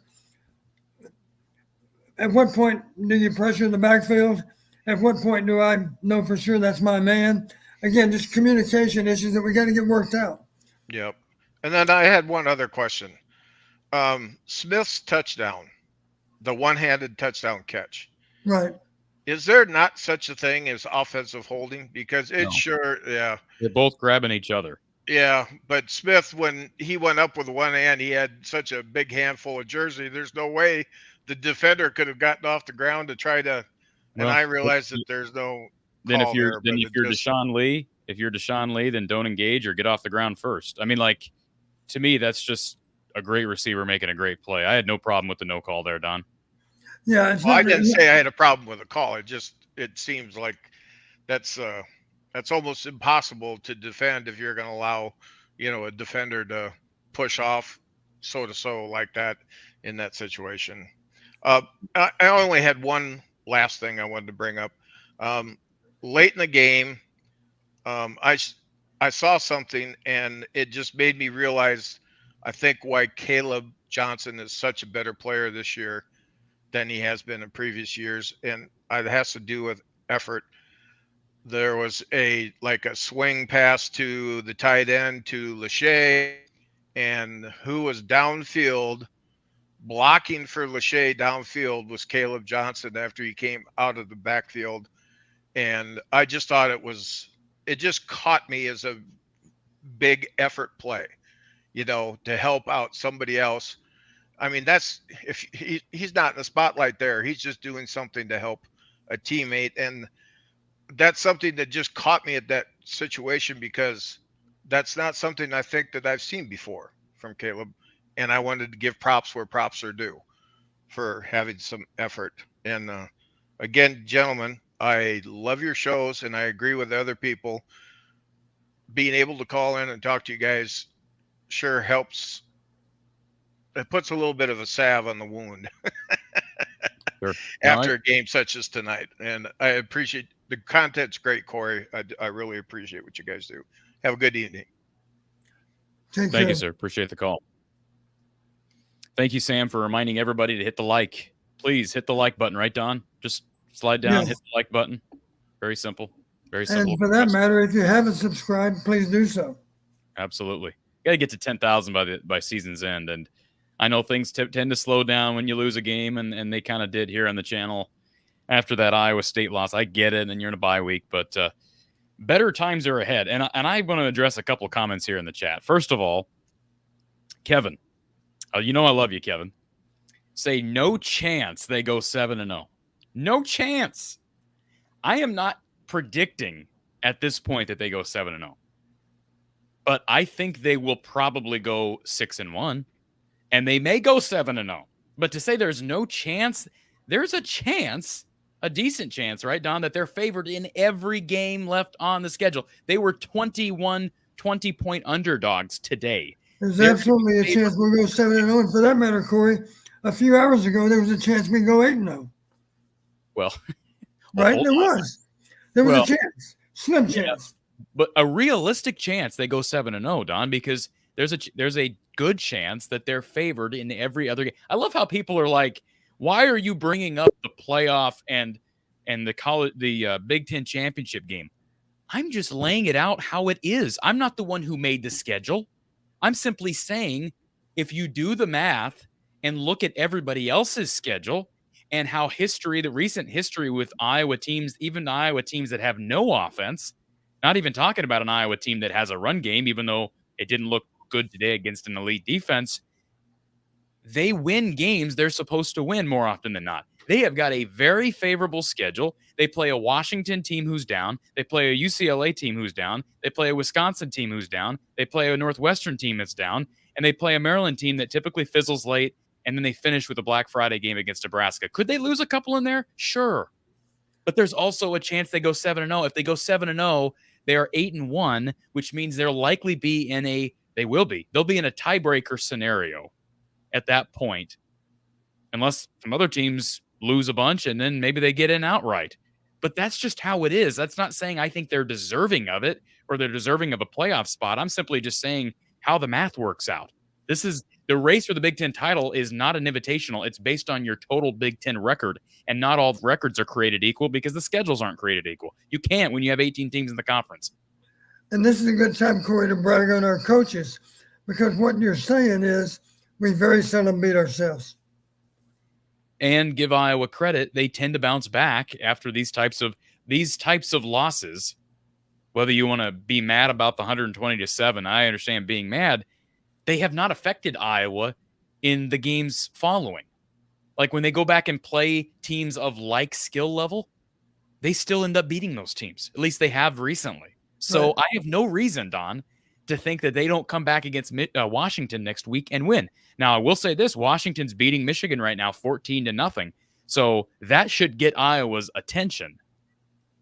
And if they beat Michigan, maybe we have a different vantage point. But to this point, I have not watched Washington today. What I have watched of Washington this season makes me think Iowa's going to be favored in that game and has a good chance of winning at home. Yeah. Correct me if I'm wrong. Washington has yet to play a Big Ten opponent in the Midwest. They won at home against Northwestern, right? You could be right. I don't know. You could be right. And now they have Michigan at home again. Yeah. I think. I don't think they've played a game yet in the Midwest or on the East Coast. And it's an 11 a.m. game, Iowa time, 9 a.m. Washington time next Saturday. So that's notable. Mr. Mike, this is false information, fake news. Haven't beat a ranked team since 2019, 5 years of smoke and mirrors. They literally beat Penn State, who was in the top 3 in 2021. Just to make all this abundantly clear. And they didn't play a ranked team in 2020. So, I mean, let's just make sure we're dealing with facts here at the very least. They beat a top 3 team in 2021. Blake, thank you for the super chat. Iowa played to my expectations. 2 strip sacks. Pick that, in my opinion, was a PI on Ohio State. Holding. No counters ran by Iowa in a run game that I noticed. Score should have been 10-21-ish, maybe 13-17. Iowa 21, Ohio State 28. Well, I will say this, a lot to pick apart there. I thought in that first quarter, almost everything bounced the wrong way for Iowa. You have the Ohio State first down that they were granted after being originally spotted short of the first down marker. I thought that was a bad overturn, frankly, Don. I thought to say that was conclusive that he made the line to gain was unfair. And then to spot Jarrett Bowie back behind the line to gain, when you look back at tape on that one, it clearly looks like he had possessed the ball at the line to gain. Cade not getting the roughing the passer penalty. I didn't want targeting, but when you throw your weight and don't attempt to take your weight off of the quarterback and you pile drive him, to me, that's a roughing penalty.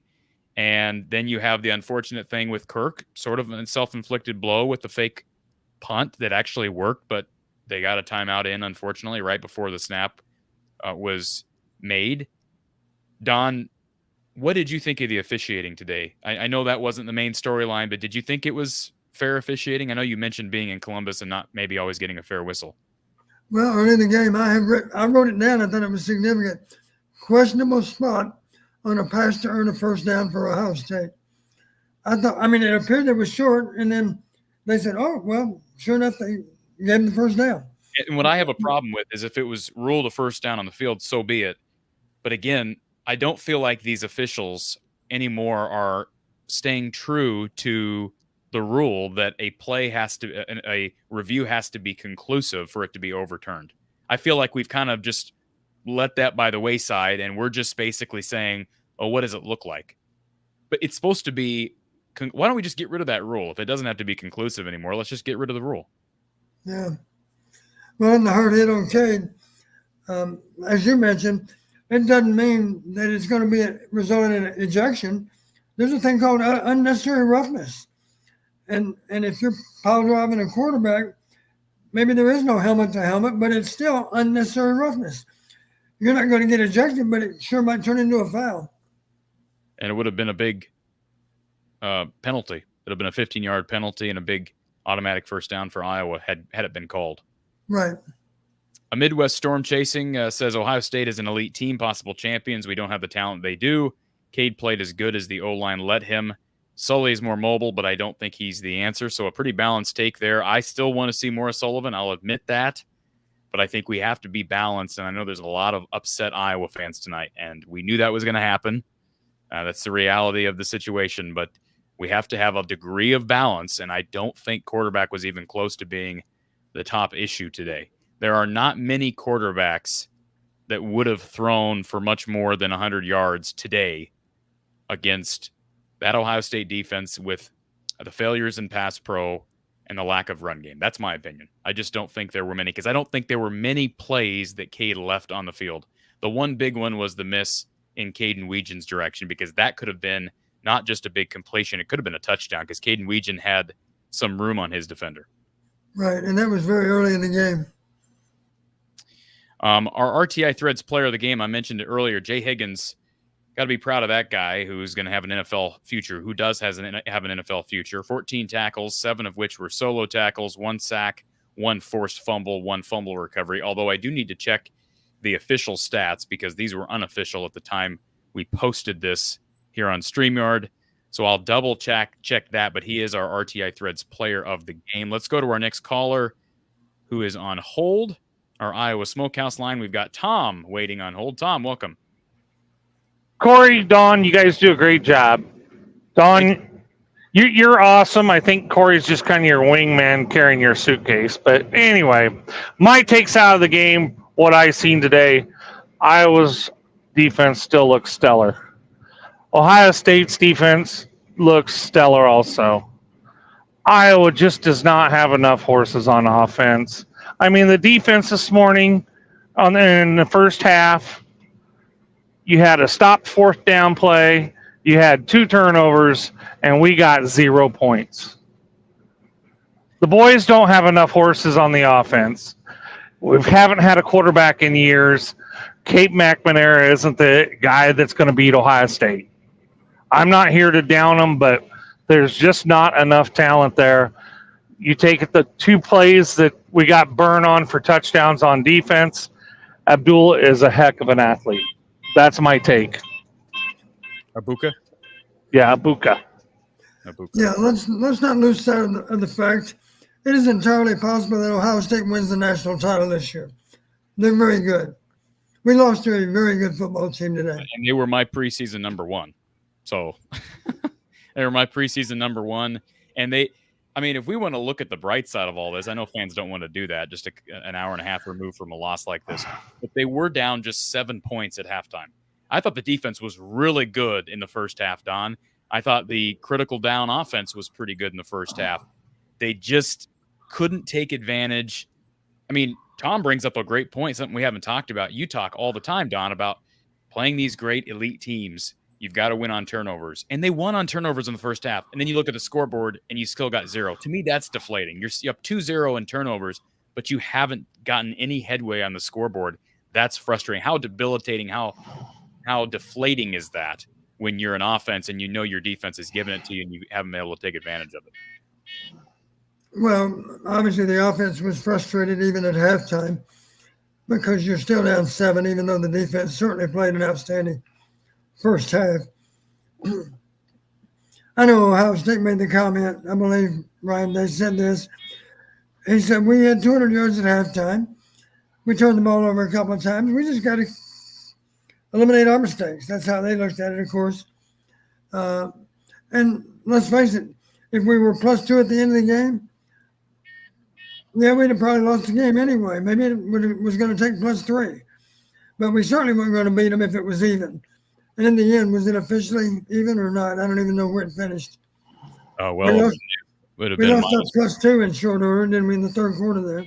Well, 2 fumbles lost and an interception. So I think we're -1 on the day. Yeah, -1. Well, that'll get you beat for sure. Yeah. Yeah, right. I mean, +2 kept them in the game, right? Yeah. Plus 2 kept them in the game is all it did. And then And minus 1. we can say with great confidence if we were +4 at the end of the game. Yeah, we'd have still been in the game then too. Maybe we'd have won the game. We'll never know. Maybe. But +4 is hard to get. Well, if I recall on these games, I mean, it's just the turnovers, giving them, coming out and giving them the ball on the 20-yard line was just the beginning of the end. The defense, I'm sorry, you can't expect the defense to stop Ohio State every time just with a 20-yard field. And I think the defense is better than I expected, or is better than what maybe I was anticipating. I mean, they played them excellent in the first half. Yeah, they got beat on a couple plays, but I mean, the offense just can't. I mean, I'm not here to. We're okay when we're playing teams like us, but when we're up against them athletic teams, we just don't have the athleticism to keep up. And we don't have room for error on the other side on our defense to give up a play to be able to win the game. But, well, I was just going to give you a call. Cory, the reason you picked Ohio State was because of Mark Rogers. You think I would have picked Iowa to win at Ohio State? Well, you sure wasn't going to pick Kentucky to win the national title. That would have given DeReal just too much to flume on. Voice of college football, don't you? Yeah. I had Iowa losing by 2 scores. So I had actually Iowa against the spread, but I had them losing by 2 scores. So 13 points, I think, prediction. It's going to be fun to listen to the show tonight and listen to all them Alabama fans. Yeah, should be an active night over at the Voice of College Football. Thank you for calling in. We appreciate it. Bye. Doug, thank you for the super chat. Favorite Hawkeye football team of all time was 04. No hope after starting 2-2, won 7 straight games with their 4th-string running back, lost to Arizona State and Michigan. That's a combined near 50 points, right? And the 2 losses there, then ran the table. Tate to Holloway at the end of that year in the Capital One Bowl. Thank you for those memories in the super chat, Doug. Askabum. AG performed well, I thought. AG. Who's AG? AG. I don't know who AG is. I don't know what that means. Somebody will have to explain. Mark, thank you for the super chat. Spencer Petras strikes again. A beautiful 75-yard touchdown pass this time. I hope, if Mark's going to give us a super chat every time he scores, I hope Spencer Petras is setting records at Utah State this year. Thank you, Mark, for the super chat. Do appreciate it. Is Mark stating he wishes that Spencer was still playing for Iowa? Is that what he's saying? Well, I don't, but maybe Mark is. Doug, thank you for the super chat. The team Iowa played today will win the national title. OSU will win it all. I do think Ohio State will go out and beat Oregon next week. I was impressed with Ohio State today. Not that I wasn't impressed with Oregon last night. I think Michigan State's just not very good. And I don't think Oregon's really been – they looked somewhat vulnerable first couple weeks of the season. I think Ohio State goes on the road and gets a big win against Eugene against the Ducks next week. That's my bold prediction. Thank you for the super chat, Doug. And Angela, thank you for the super chat. The commentators mentioned in the beginning that Ohio State has paid their team $22 million this year. How do you compete with that? Well, first of all, I did hear that comment, and I thought it was maybe how do I put this? I don't really like that comment made by the commentators, Don, whoever it was that made it. Might have been Brad Nessler that made the comment, because I don't know that that's dealing in fact. I don't know where he got that information from. Would he have gotten that from somebody on the team? I mean, that just seemed like without a source, an odd thing to say on the television, that Ohio State spent $22 million to create the roster it did this year. Did you find that statement odd from a CBS guy? I got this on good authority from a head coach in FBS football. He made the statement to me, and he'll remain nameless, but he made the statement to me, what you hear about or read about is not necessarily true. Would it be a shocker if a young man, age 20, might have exaggerated what his compensation is? You can't believe what you hear. That's what he was saying. So you So do some, I have no idea what the compensation is. you don't work on CBS, but you do some work for ESPN, well, for the Missouri Valley and Right. your TV crews. Do you feel like that's a fair statement to make on a national broadcast? No. Yeah, I agree. There were a couple things that Brad Nessler said today that I kind of made me question, but Brad's been in the game a long, long time. Let's go back to our call-in line. We've got Cory on our Iowa Smokehouse line. Cory, welcome. You caught me by surprise here. Uh-oh. All right. Yeah, you crack open that beer, big boy. I know you want to. Go right ahead. So it's my fault we lost. I was Okay. at my son's lacrosse game, and I didn't get to my first swarm beer until the beginning of the fourth quarter, and then we scored. So it's my fault. I take full responsibility. So what you're saying is Ohio State should have put the twos in earlier, is what you're saying. That's what you're saying, right? So, okay, I'm gonna pass You around. brought up something earlier in the chat, Cory. What was it that you wanted addressed? It wasn't Sullivan. What was it about? Oh, I don't know if I did. I mean, I was just you talking brought about Bama. No, you brought up something earlier in the chat that I don't know what it was. I'm not going to go find it, but No, but really, the game of football, in my opinion, is 75% won at the line of scrimmage. And what we dealt with today was an elite offensive and defensive line unit for Ohio State. And we've got to tip our hat to that team because I think that may be the best O line in the country and the best D line in the country. That said, I want to go on record as blaming 7 points of it on Cooper DeJean because I think he could have stopped those 2 touchdowns if he would have come back. So Cooper, if you're out there, you own, 8 points because there would have been 2 field goals instead of 2 touchdowns. So Cooper owes us 8 points of financial whatever. Anyway, secondly, that play doesn't get made by, there might be 4 wide receivers in the country that make those plays on us. So you pay millions of dollars for those special plays.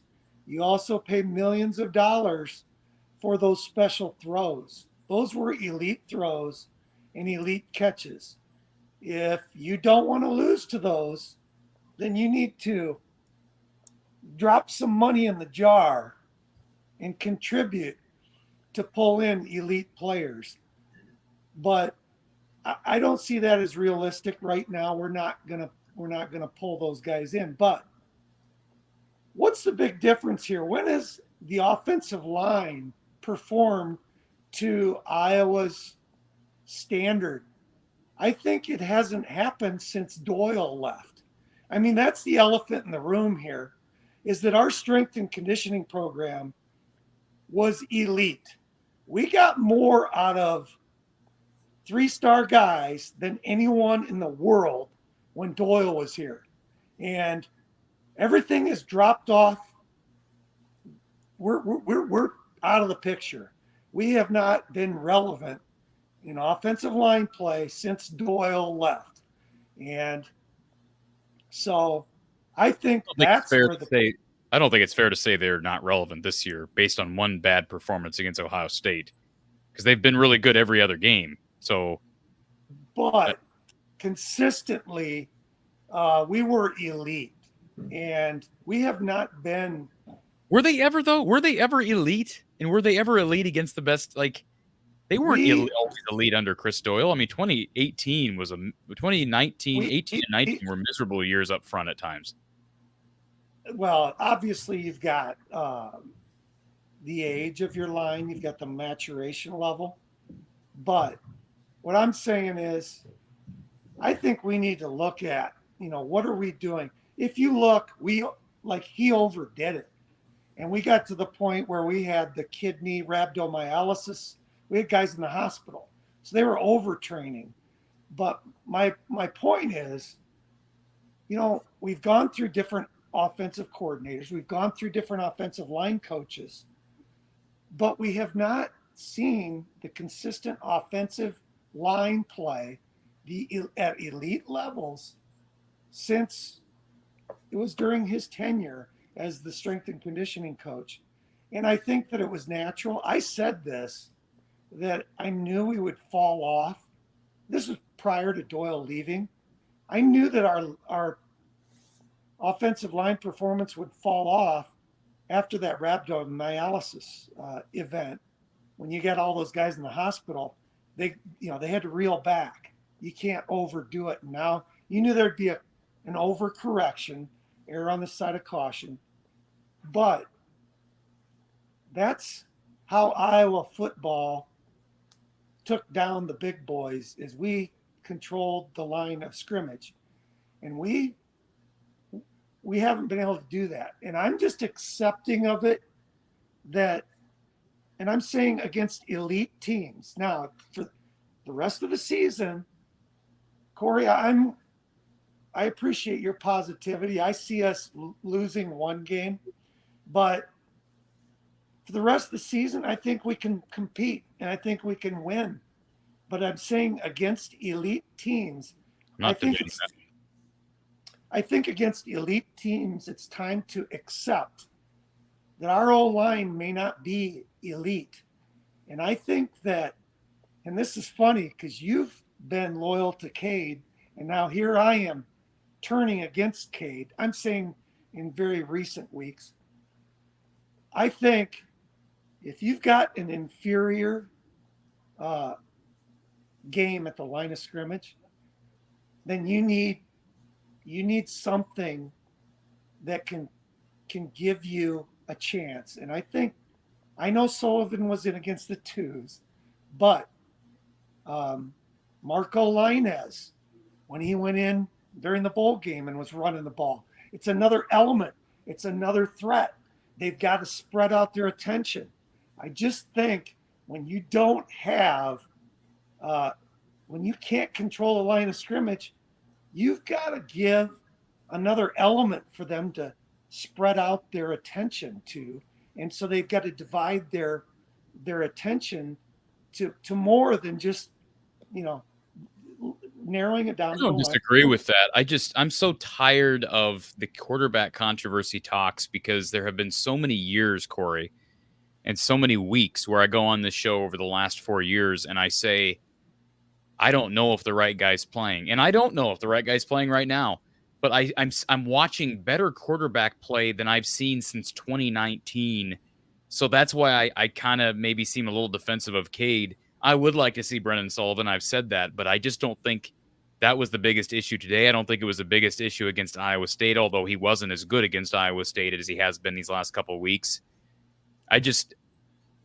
I'm so tired of the quarterback stuff. And he is better than Deacon Hill was at Iowa, than Spencer Petras was, than Padilla, than Hogan. Then I know some of those guys we didn't see very much, but he is better than those guys.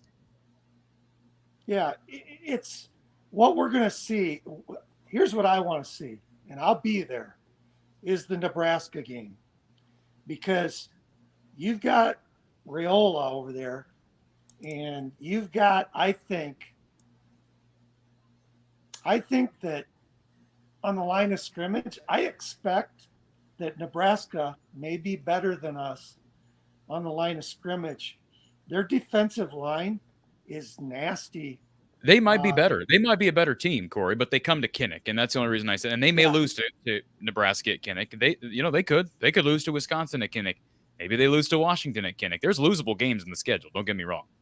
But if they win, I believe it will be because of some elite players. You remember Palmer, the receiver that burned us?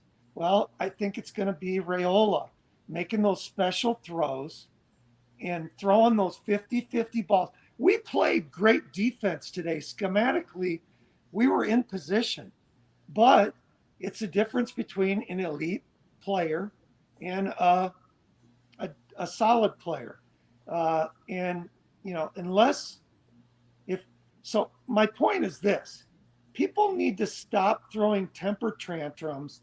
When we lose to a team, Vegas knew it was coming. Everybody knew it was coming, except for the delusional that think we're going to go in to the horseshoe and beat Ohio State, who's going to probably win the national championship. So all the fire Kirk people, I think, need to select another team. And because Alabama lost to Vanderbilt, okay? What if those people go and root for Alabama? They'll be upset again because they lost to Vanderbilt. I think Iowa goes in and beats Vanderbilt, just the way Ferentz is and the way he plays the game. But you can understand, Cory, why people are frustrated with the last 4 games being outscored 127-7 against ranked teams, right? You get that. That's not just that's not like a Vanderbilt beating Alabama, which is an historic single event. This is the last 2 years, they have literally went to the middle of the field and dropped a deuce, 4 different games. Yeah, but I will say that I was in attendance of that Penn State game prior, which was 2020. You know, my dad's the best day of his life when in Kinnick, when we took number 3 versus number 4. Right, but that was also 3 years ago. That was 4 seasons ago. Well, yeah, okay. But I'm just what saying I'm just saying that was 2021. This is 2024. Yeah, well, we recruit around, on average, our ranking is 40 to 45. So if you want to bash Ferentz for not being able to recruit, if you think that that's a legitimate argument, then go ahead and go with that argument. But Ferentz has add up all the stars, and, you know, Joe Paterno used to vote Hayden Fry as coach of the year every year. And the reason he said, was because Iowa has access to, like, within a 2-hour drive of Iowa City, they have access to like 4 million people. And Joe Paterno has access within a 2-hour drive of like 20 million people. And it's simple mathematics that's 5 times as many players that you have access to. So, and people can say, oh, I don't want to hear your excuses and all this. You Kirk apologist. Well, go out then and you take that team and you go beat Ohio State.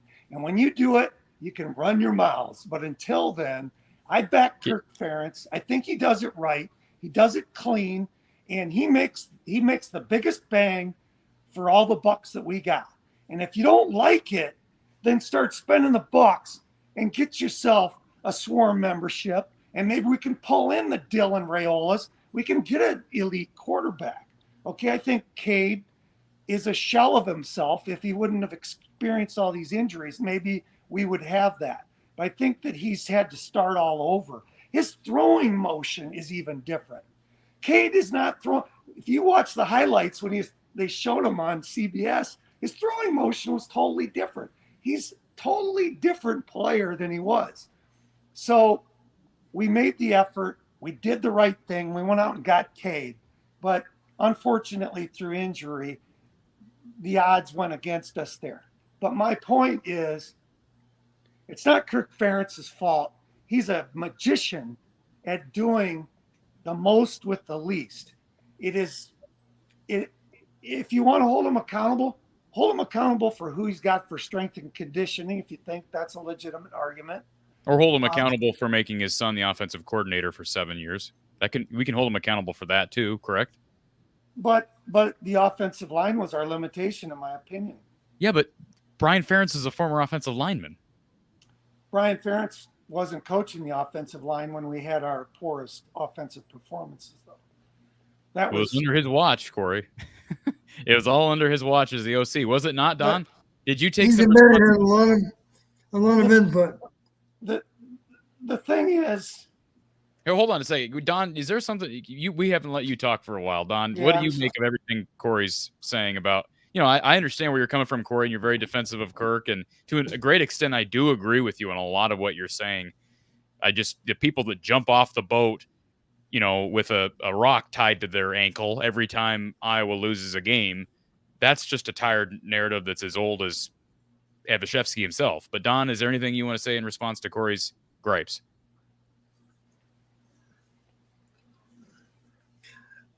Brian, as the OC, would have a lot of input relating to how the offensive line is coached. As a former O-line coach, you can bet that he would. For that matter, of course, Kurt would have input also. So whoever the O-line coach was, you can bet that he valued their input. So indirectly, they had something to do with our O-line. And let me just make something else clear. Philip brings this up in the chat, and he's the one saying it's not me, but he says Doyle got what he deserved. Y'all tripping. None of us know. None of us were there with some of the allegations against Doyle, but we can all agree that some of the allegations were extremely inappropriate, whether they were racially motivated or not. I'm not going to debate that, but what he did, you can quantify as bullying. And whether you want to say a lot of coaches do that or not, it doesn't make it right. So I'm not saying he wasn't made out to be the scapegoat, but he kind of built his own grave. He kind of dug his own grave is what I'm saying. So whether it's the Doyle thing or not, that was under Kirk's watch. He allowed it to go on. And whether the O-line was better under Doyle or not, they kind of dug their own grave is the way I look at it. And Raymond Brathwaite was working with Chris Doyle, not saying that he was going to be able to meet expectations at that position as well as Chris did, but Brathwaite was kind of his right-hand man. Right? Am I wrong on that? Why can't Raymond Brathwaite do as good of a job as Chris Doyle did? I think that Doyle was probably holding people to very high accountability levels. Probably. And I think that, I just think he's probably able to push people farther and get more out of people. And we will never know the truth on that. At that point in time in history, it was not good for Iowa to have racial relations brought into question. And I think that we will never know the actual truth. My personal opinion is, I think that Doyle probably bullied every player on there. And if you parked in the coach's parking lot, he's going to destroy you for that. And there were probably selected people that parked in the coach's parking lot because they were desperate. They were running late to practice, and they parked there again.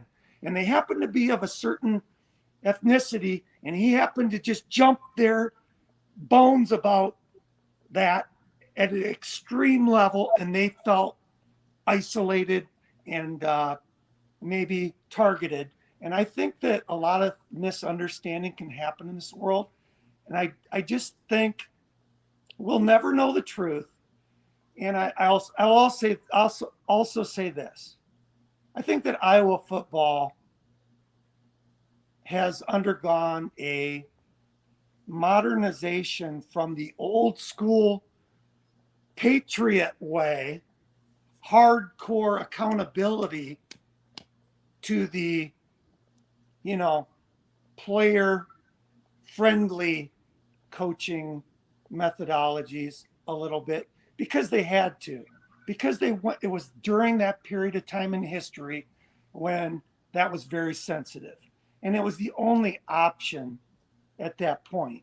But I think that when that happens and you change from that hardcore, I'm going to call it the Patriot way, when you change away from that and you flip to another system, you're probably not going to be great at that new system and that new approach, and I think that there was caution, high levels of caution on behalf of this coaching staff at that point in time, because it was very sensitive at that point in time.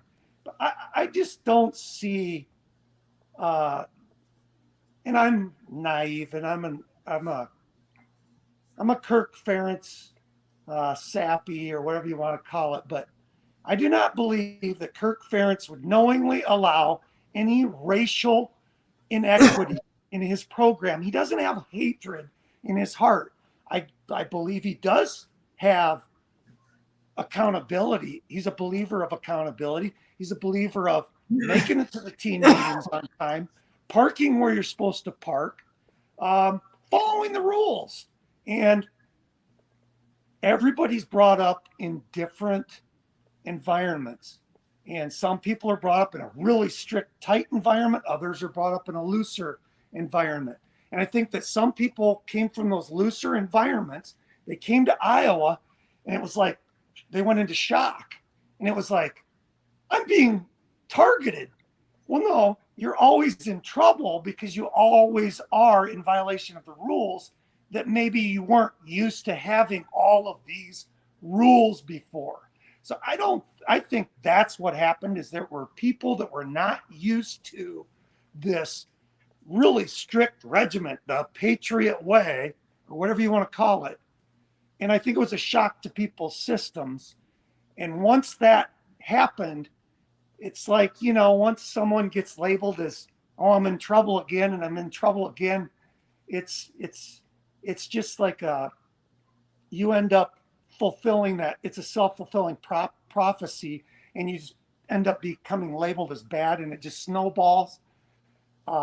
That's the problem with, a Patriot way. But I'll just, again, I'll say this.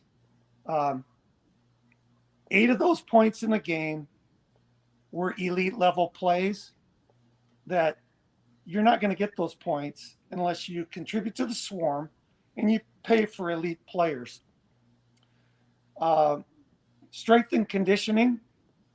I think that Iowa can compete better with this D line of Ohio State. I think that our strength and conditioning has fallen off a little bit. I would say that's 7 points right there. I would also say the referees, because of the impact on the game and the momentum swings, I think they may own 7 points. And then Cooper DeJean owns 7 points because he should have come back. But it's not fire Ferentz unless you're delusional, in my opinion. It is, listen, we didn't play our best game. We played sloppy, and we paid for it. We would have probably gotten beaten by Illinois today if we'd have played Illinois, getting as sloppy as we did. And because of our O-line and Cade not protected, and Cade owns 7 points as well, because he's got to be able to tuck that, sense that pressure, tuck it, and get down. But bottom line, if you want to fire Ferentz, then I think, and I'll look anybody in the eye and think and let you know, I think you're a total moron. Ferentz does more with less. We get more bang for the buck out of our ranking of 40 to 45 in recruiting. Unless you think you can pull someone in here and ramp us up to the top 10 in recruiting, well, guess what? It takes money. So you better buck up, people. Appreciate you calling in, sir, and I appreciate your perspective. And I will be there next week. Okay. I'll be making the drive. My buddy's coming up from St. Louis. Okay. He hasn't been to a Kinnick since Hayden Fry, Michigan number 1, Iowa number 1, Michigan number 2. Rob Houtland, torn quad. Yep. But well, just so you know, Erica's about to come on here and rip you, so I'm going to put her on next. Corey, thank you for being here. Appreciate it. You let Erica know that I love Kirk as much as she hates him. No, I love Kirk more than she hates him. Ooh. Thank you, Corey. Appreciate the phone call. Let's before we get to our final few callers of the night, which include Erica. All right. Want to thank Askabum for that super chat. So AG equals Aaron Graves. So thank you, Askabum. Katie, Says, thanks for keeping us informed and entertained. Value coaches' expertise and experience. Always nice to hear those types of comments on a night like tonight, Don. Mark says, I always felt that Spencer threw long passes well. Iowa didn't. I will give him. I've said that before. Yeah, we've said that on this very show. Thank you, Mark. And Drew says, Hayden Fry would have never started McNamara over Sullivan. Do we know that, Don? No, we don't. I don't know what Coach Fry would have done. He would have given them equal opportunity against equal competition. He would have done that. And let's see, Ask a Bum. What this guy is trying to say is today's students are softer than a dinner roll. I agree. Look at the Jonathan Martin situation. Yeah, I mean, different.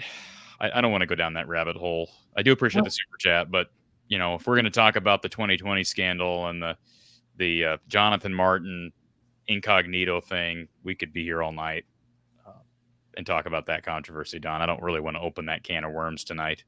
I don't even know who Jonathan Martin is. I can't remember. The incognito Jonathan Martin hazing thing. I think it was it Buccaneers? Oh. Maybe 10 years ago or so. Okay. So, anyways, all right. We'll be right back, folks, with our final segment. We're going to take a quick break. We'll be back with our final segment with Coach Don Patterson. You're watching from the Hawkeye of the Storm.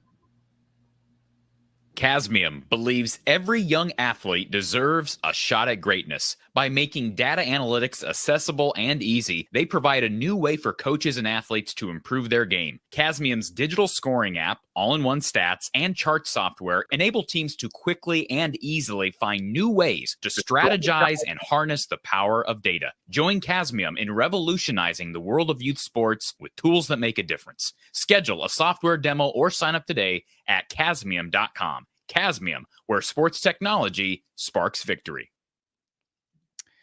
Appreciate Chasmium and their assistance in making this show happen. And of course, we also want to thank RTI Threads. If you've not seen their website, check it all out for authentic merchandise from the best Iowa football has to offer. That's the likes of Aaron Graves.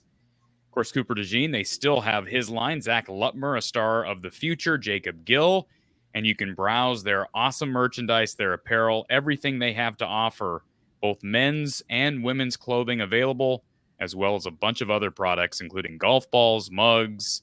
Go down the laundry list. Check it all out. This is their website, folks, rtithreads.com, and then scroll over to NIL Athletes. RTI Threads also has a partnership with Iowa Baseball, so you'll be directed to their Swarm Baseball apparel. Great way to support the Iowa athletes and a great way to support this show. Again, visit rtithreads.com for all of your NIL apparel and purchasing needs. All right, let's go back over to our Iowa Smokehouse call-in line. We have got Erica, who's been on hold, and oh boy. This should be good, Erica. I'm not going to let you. Cory fell victim to a bit of a run-on sentence. It might have been the longest run-on sentence I've ever heard him give. I think it lasted several minutes. That's talent right there. That's very special. Yes, he was on his soapbox, and I don't blame him for that. But Erica, you go right ahead and express yourself. Oh man, where can I start? There were so many gold nuggets in what caller Cory said. There was some really hot takes in there. First of all, I'll start by saying I actually do give money to the collective. So, caller Cory, you can't come after me for that.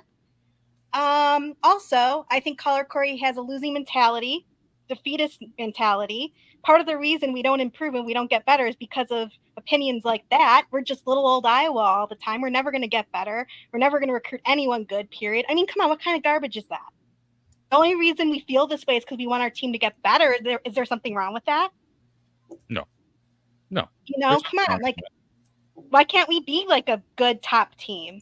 And it's like, why even make the playoffs at this point? Because all we're going to do is go in there and get embarrassed nationally again. It's really, really, it's frustrating. And then for caller Cory to be like, oh, I like Kirk more than Erica hates him. Like, what the hell is that? I don't hate Kirk Ferentz. I just think he's not a good head coach anymore. He hasn't grown with the game. He's old school. He's risk averse, and no one can argue the point that he's not too conservative. Because look at what happened on that fake special teams trick that we tried to do. And what happens? The one time we actually tried to do something creative, Kirk calls a timeout. I mean, come on. That's garbage. No other head coach in America would have done that. I'm sorry. You can't be risk adverse and be competitive in this game. Well, I think the worst part of that whole situation is the fact that the play even happened. I equated it earlier, Erica. You may have heard me bring this up, but I equated it to 2014 against Iowa State when Kirk called a timeout to ice the Iowa State kicker. The kicker misses the kick. Then they come back on the field and he makes the kick and wins the game for Iowa State. I kind of equated it to that. But I sort of agree with Tom Kakert earlier, brought up, the idea of, hey, okay, that sucked that we gave away the fake punt. But I think a lot of Iowa fans would have been just fine had they went out there and ran for the first down or had a different play in the playbook for the first down. It's all a matter of being aggressive. And Kirk is scared to do it. He's scared to do that. Well, I'll give him credit. He allowed that call to go onto the field. There's just something he didn't like. Yeah, but why would you call it dead then? Like, I don't get it. Well, Don, you explained this earlier, but tell us why Kirk would have stepped in like he did to call the timeout. I think he expected an alignment. I'm sure it was one that they normally went with, where they were exposed for that particular fake. He mentioned the linebackers were up. He was convinced let's face it, it was that part of the field that you might run a fake. It was on your midfield, right? Yeah. So there's certainly a chance they were going to decide it was a fake somehow. And Kirk was convinced they were aware we're going to run a fake. The linebackers are creeping up. We're going to fall short. I'm going to take the timeout because I don't think the fake, if they'd given us the alignment I expected, we could run the fake. They gave us an alignment that I didn't expect. I better burn a timeout. That's what happened. Yeah, I'm sorry. I've seen way too much conservatism here, like with this team. It's ridiculous. And with a team like Ohio State, you have to take these risks if you want to win. Like, we don't have the players they do. How do you expect to have any chance of winning if you're not willing to take risks? Well, I said this last week on the show. Remember, I said, if we want to go in there and beat them, we need to have tricks up our sleeve. And we had a trick and we blew it because the head coach didn't trust his players.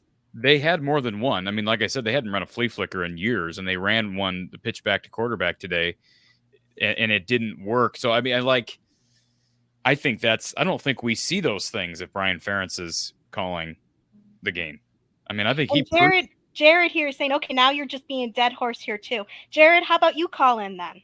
Don't be a keyboard warrior. Call in, for crying out loud, by all means. We want to hear your genius.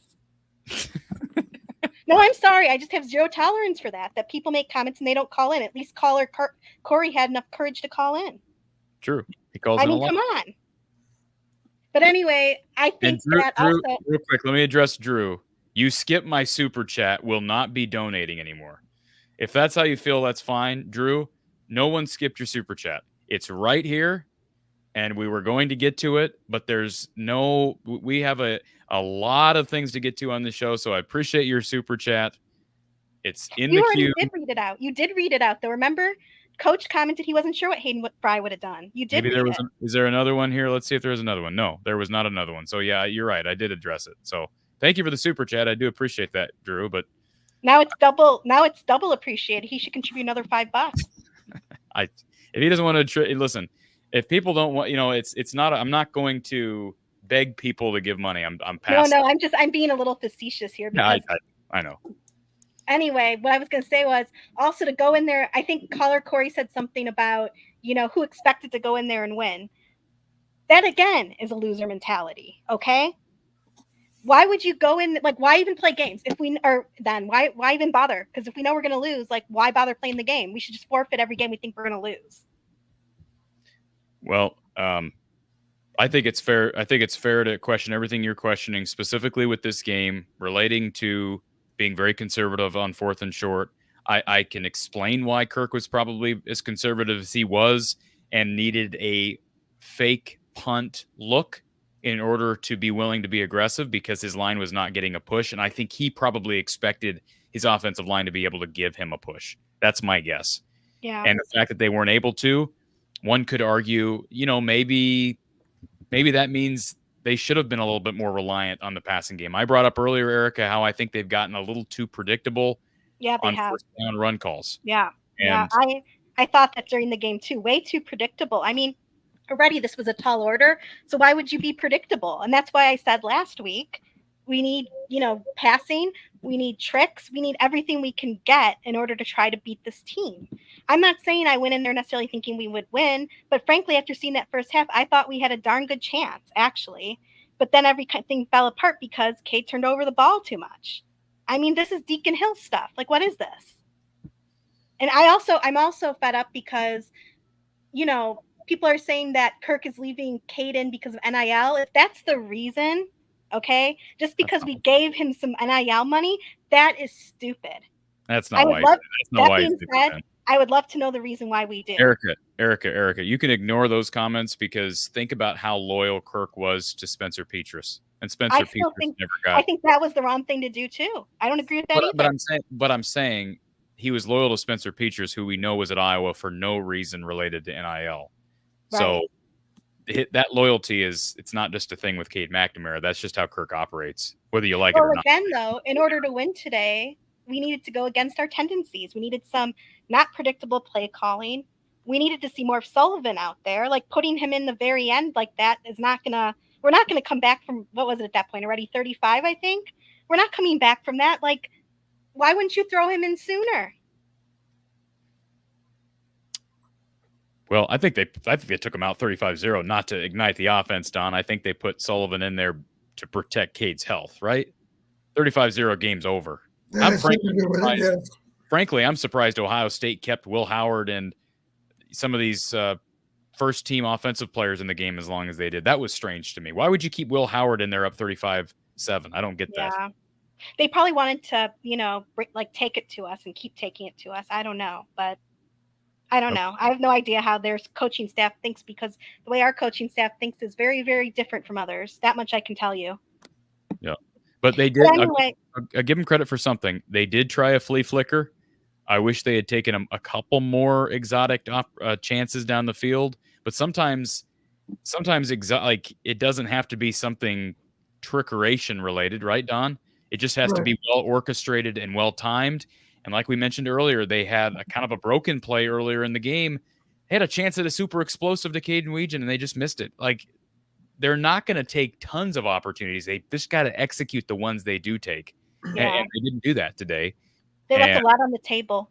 They really did. They left a lot on the table. And they did move the ball into the mid-range area of the field, midfield area several times, and then just couldn't get past like the 40 several times. So that's frustrating, Don. You might find this interesting, Cory. I did flash back on this fact, talking about the poor throw, the underthrown ball to Weegan on the flush. We actually used to practice flush situations simply to be sure that we gave ourselves the best chance to react in the right way. Those are even rehearsed in practice. Now, I don't know for a fact that they do that, but if they don't, they should, because it actually would behoove you to practice those situations, even if you can't control when they happen. You need to, you need to react properly in the flush situation itself. And maybe with more practice, maybe we do better with it. I don't know, but I would hope that they actually practice those situations too. Obviously, if you don't have a very mobile quarterback that doesn't do a great job extending plays, you might not need to practice it as much. But even then, I say it deserves some practice time. And M. Finn says maybe don't try to run the fake up the middle.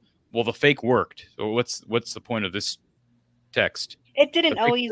It didn't work the whole time. It didn't work the whole time though. Early on, it didn't work as well. I don't think. I suspect the fake was not even based on the alignment that we got. We're talking about the fake punt, aren't we? No, running. It says to run the fake up the middle, like running up the middle. That's what I understand that M-Fin means. M-Fin, yeah. Well, he says maybe don't try to run the fake up the middle. We're talking about the fake punt. Yeah. Right? Oh, he's talking about the fake punt. Okay. Yeah. I'm assuming that's so. We need Newkirk when he was on the hot seat because we were back. He Oh was my! He was never on the hot seat, but I understand everywhere you're coming from, Erica. And here's one more thing I'll add, and then if you got anything else before I let you go, I'll let you go off. But the deep shot to Weegan, which may have changed things, we won't know, right? We won't know. It's hindsight's 2020. But the deep shot to Weegan, I think part of that, Don, it's also fair for us to state is Cade is not a natural on the run thrower. He's not natural out of the pocket in general. He's not got the greatest escapability. He's okay. He's certainly better than Petrus and Deacon Hill, but he's just okay. And he's not real comfortable with his legs right now. Now, maybe part of that's injury related, but like CJ Beathard was really good throwing on the run, like really good throwing on the run. And I miss the days of CJ Beathard.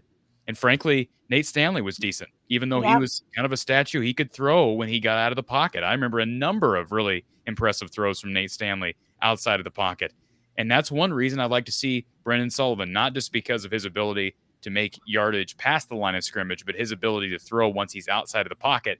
And that's an opportunity for a team that in some cases is limited with being able to create and draw up explosive passing plays, take advantage of a pocket that breaks down and a broken play where your receivers are, you talk about moving north and south in some cases. In Caden Weegan's situation, he moved back in the direction that Cade did and created space from the defender and had a big play. It was there.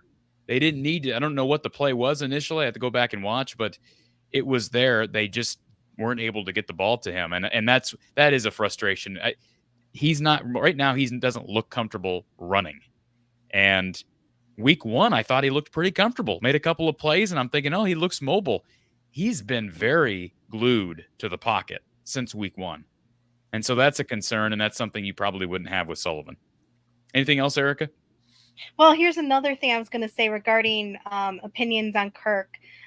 So can someone either in the chat or you guys or whatever, super chat, whatever, can someone explain to me why I wouldn't be upset about Kirk losing to Iowa State and letting everything fall apart? That's another reason for me that he has a strike against him.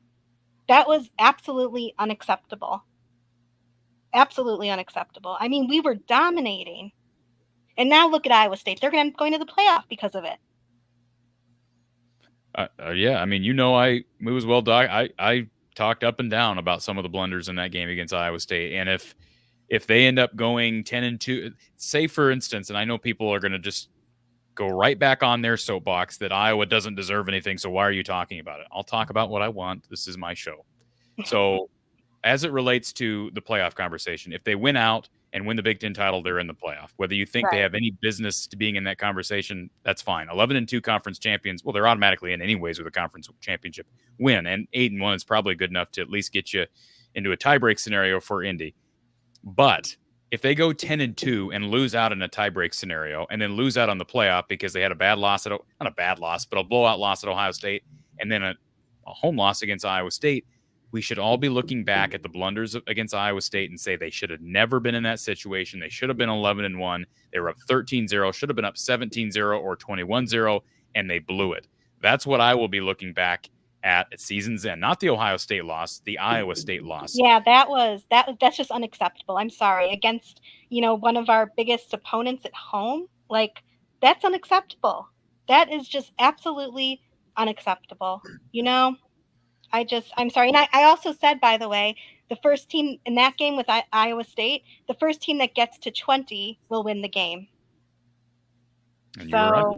I was right. I mean, not to toot my own horn or anything, but come on, like, that was absolutely a winnable game, and we just let it slip in, like, between our fingertips. Absolutely pathetic. And also, I'm tired of the excuse, like what Kirk said in his presser. I think it was this week, I think, where he's like, "Well, in case you haven't noticed, we were 10-2 last year."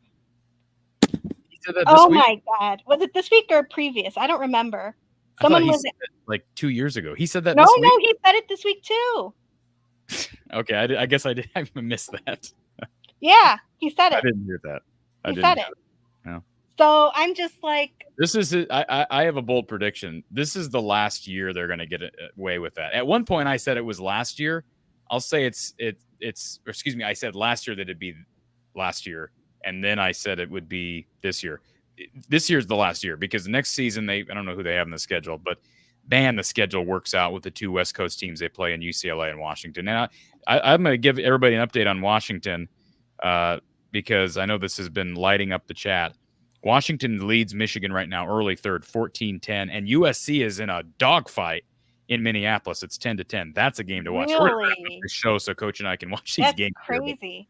Anything else, Eric, before I let you slide? Yeah, to go off my last point, Kai Beatty says it best. I don't understand why some people feel we should be okay with being mediocre because we have been for over a decade. I mean, that right there says everything you need to know. Why is it okay to be mediocre all the time? We're little old Iowa? Is that what it is? That's Eric, a defeatist attitude. I bet you money Hayden Fry would never say something like that or think that way. Am I right, Coach? No comment. No comment. Very Erica, politically thank you correct. for the call, as always. Thank you very much. You guys have a good night. You too. All right. Super chat here. Want to get to from. We already got this one. Thank you, Askabum, for that super chat. And Blake says, please thank Drew for his super chat so he is not sad. Thank you, Blake. And thank you, Drew. Appreciate that. Thank you, Blake, for reminding us of that. Do appreciate the reminder. Maybe tongue-in-cheek there, but nevertheless. Askabum, Brada bing, Brada boom. Sorry, couldn't resist. Very good. Brilliant. Never heard that one before. I really haven't. Blake says, Don, why no counters tonight? Thank you, Blake. That's a valid question. I don't know that we ran our counter. I don't believe we did. You heard me make the comment. Why not try a fly sweep? Try something else. So the two most obvious that come to mind are counter and a fly sweep. We didn't run either one. Very interesting. And DC Hawkeye, question to Coach. How will they handle Kirk Ferentz's contract once he gets past 2025? He'll have less than 4 years left. Who would sign with Iowa? So typically recruits, it's in the recruiting stratosphere. They say a recruit wants to be guaranteed, 4 to 5 years of a head coaching contract, but he's already signed through the end of 29. So what do you think the next couple of years look like if Kirk sticks around as far as extensions are concerned? Well, the question is, if we don't extend Kirk, how does that impact on recruiting? So there might be an argument to extend him. Obviously, him coaching to be until he's 74 aren't very high, I don't think, but I understand where players are coming from. We ran into this with Coach Fry in the late 90s. Recruitment openly state.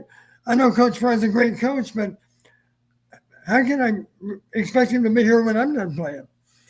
They just didn't want to believe it at some point in time. And Kirk's dealing with some of that now, too, I'm sure. Thank you, DC Hawkeye. I do appreciate that. As we continue through our final segment, as we recap Iowa's 35-7 loss to Ohio State, and we welcome, I believe, an Ohio State fan here. Yakov22 is on our Iowa Smokehouse line. How you doing, sir? You're muted. Let's try to get you unmuted. There we go, I think. No, we're still muted. Try again. One more time. There we go. Hello, guys. Yep, we got you, sir. Loud and clear. I was trying to mute a different one. I hit you guys. First of all, I want to say I haven't spoken to you guys this whole season yet, but I want you to know, not that you were thinking about it, but despite that fact, I've watched most of your shows. Just did a little quietly right here. Really appreciate that, even though you're not an Iowa fan. Right, I might not particularly be an Iowa fan, but I'm definitely a fan of both Cory and Coach. I think you guys have a great show. So I'm watching a football game right here and listen. I have this on here. I have the game on there. Actually, I was watching Iowa State and Baylor, 1914 and a half, as I'm sure you know. I didn't see that one, but that's. I did 1914 Iowa State. Iowa State's up 19-14 at the half. Okay. And I thought I wanted to tell you guys that, first of all, I hope you guys have known it a few times I've called, or in Cory, I've been called Cory more. I'm not the bragging type. That's not what I'm mostly doing. Maybe sometimes with Michigan, I might feel a little inclination to do that if Iowa State were to win that game. Don't this game's over. That's not why I called it all. Of course, I'm happy with the win, but I didn't call you to tell you that. You already probably figured that. But I would say this, guys. Now, I know you already touched on it, but this is, of course, the first year of the 12-team playoff. I happen to think that obviously you have to win the rest of your games, and I think Iowa fans are all cheering to win every game. But you're also you need to see Ohio State and Iowa State win their respective conferences, either with 1 or 0 losses. And we don't know how this plays out with this, 2 losses yet. But I'd like to think if Iowa finishes the year at 10-2 and their 2 losses are to, we'll say 12-1, because I'm assuming they're both going to win their championship games with this 12-1 or 13-0 teams, it'd be hard for me to think that Iowa won't be in top 12 with that type of situation. They lost to 2 teams that won all or but one of their games. Sure, but what wins do you top have? 4 sleeves? What good wins do you have on the schedule, though? That's the problem. You don't have any good wins. Obviously, I have to. Yeah. But you don't have good wins. And by the way, Baylor now leads Iowa State early third, 21-19. So maybe you're a little ahead of me. I'm streaming it. I was going to say it's 21-19, very early third quarter, and that was interesting because that's a 2-3 Baylor team. Iowa State lost that game. They're out of the top 25. That's not good for Iowa for them to not good for lose any game. Yeah. Neither one would. But I'm just saying, I'm trying to give some hope right now that we don't know how this goes. Yeah, I know. I hear what you're saying. You don't know where the wins are. The top wins would be, but obviously, I have to look at all these teams that are also going to be 10-2 at that point and see what they won. Also, you have to take a lot of analysis to start looking at all these. And like I said, Yaakov, remember, because the other Iowa loss came out of conference, a 10-2 record would mean 8-1. So they 8-1 conference. So there's a decent chance they'd be going to Indy, and then they would either lose a third game or get a really good win that would guarantee their spot. Right. Anyways, you see what I'm saying? So it would all work out in Indy regardless. If they go 10-2, chances are they're in Indy, and it all gets and we probably know what would happen. I think it'd probably be better for Iowa not to go to Indy, and that is weird. It's almost better to finish 10-2 and lose a tiebreaker and maybe sneak in at 10-12 anyway. But these people that say Iowa isn't deserving of the playoffs, that's fine. I'm simply talking about resumes and what I think the committee will do. And I think 10-2 with this schedule puts you on the fringe if the losses are Iowa State and Ohio State. But it would have been nice if Iowa could have played closer against the Buckeyes today. Yeah, that would have helped.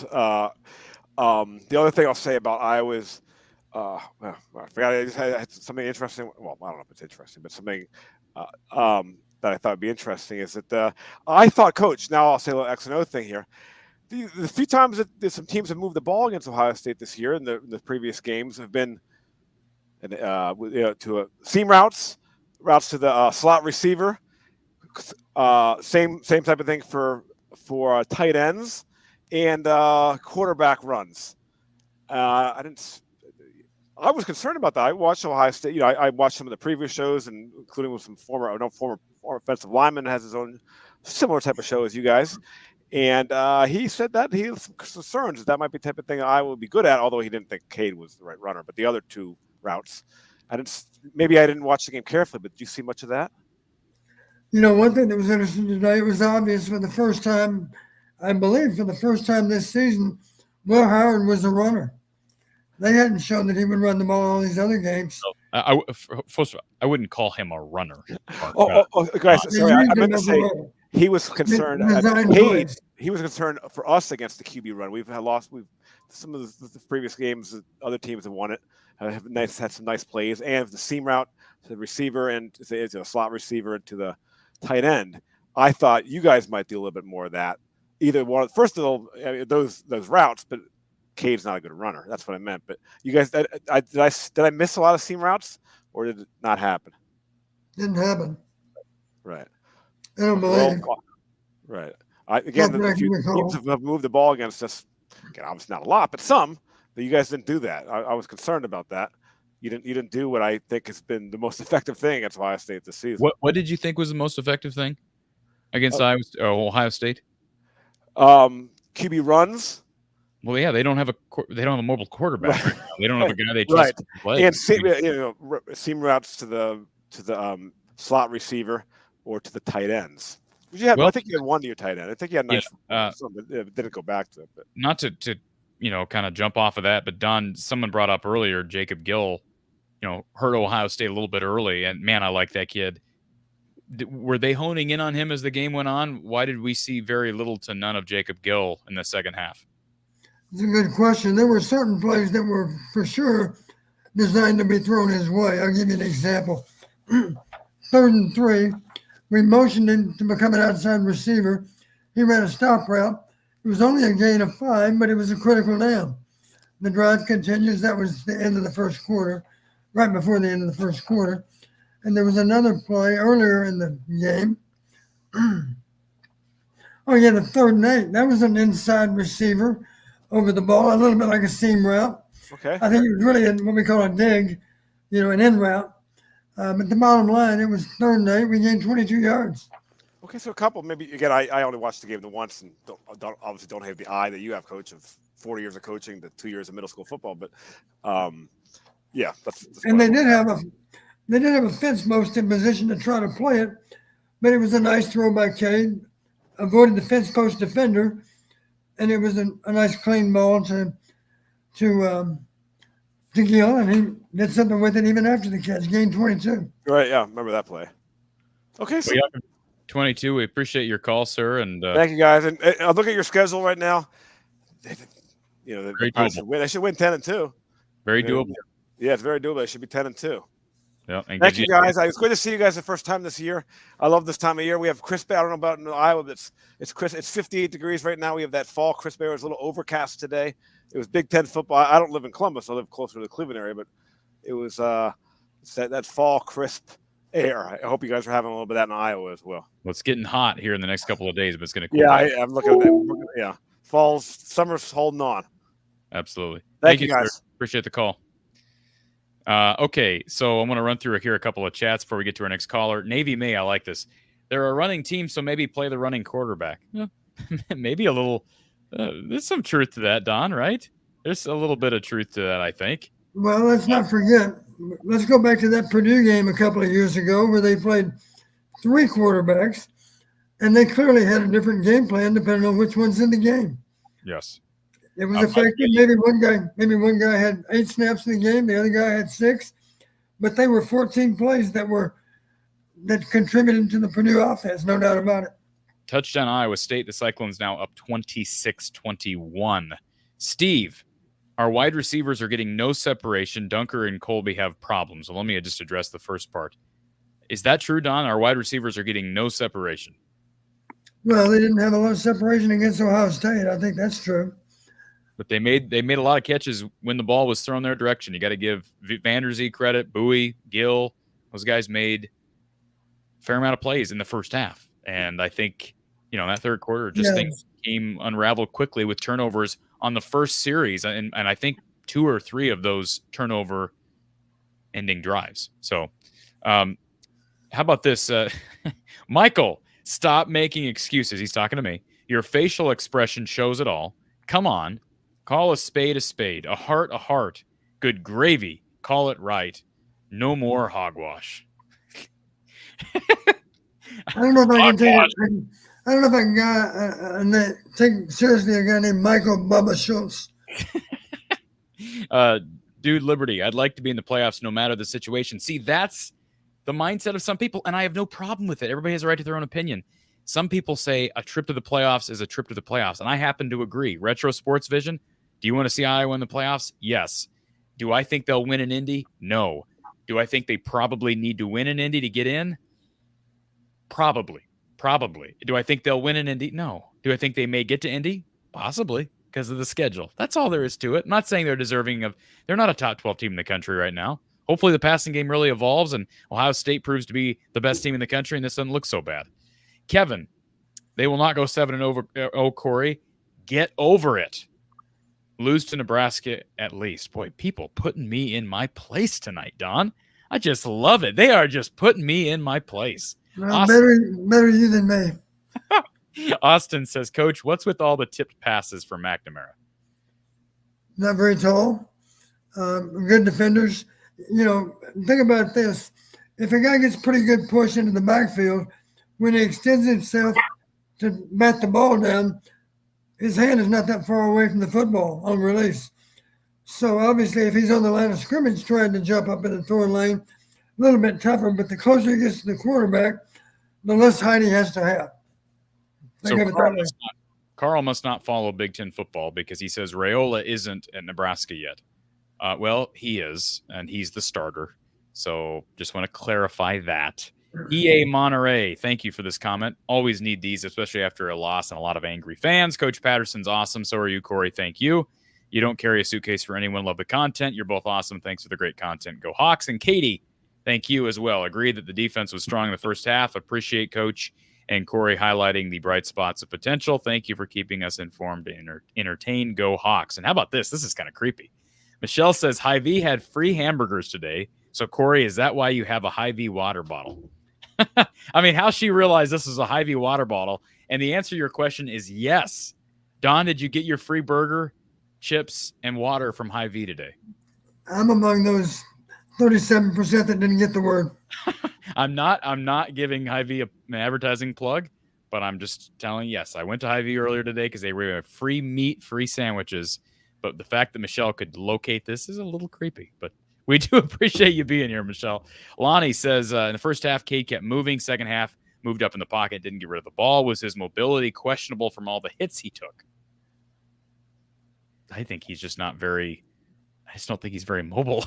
He's just not very mobile, especially coming off 2 serious leg injuries. And Destiny's Pirate says secondary was the Achilles heel.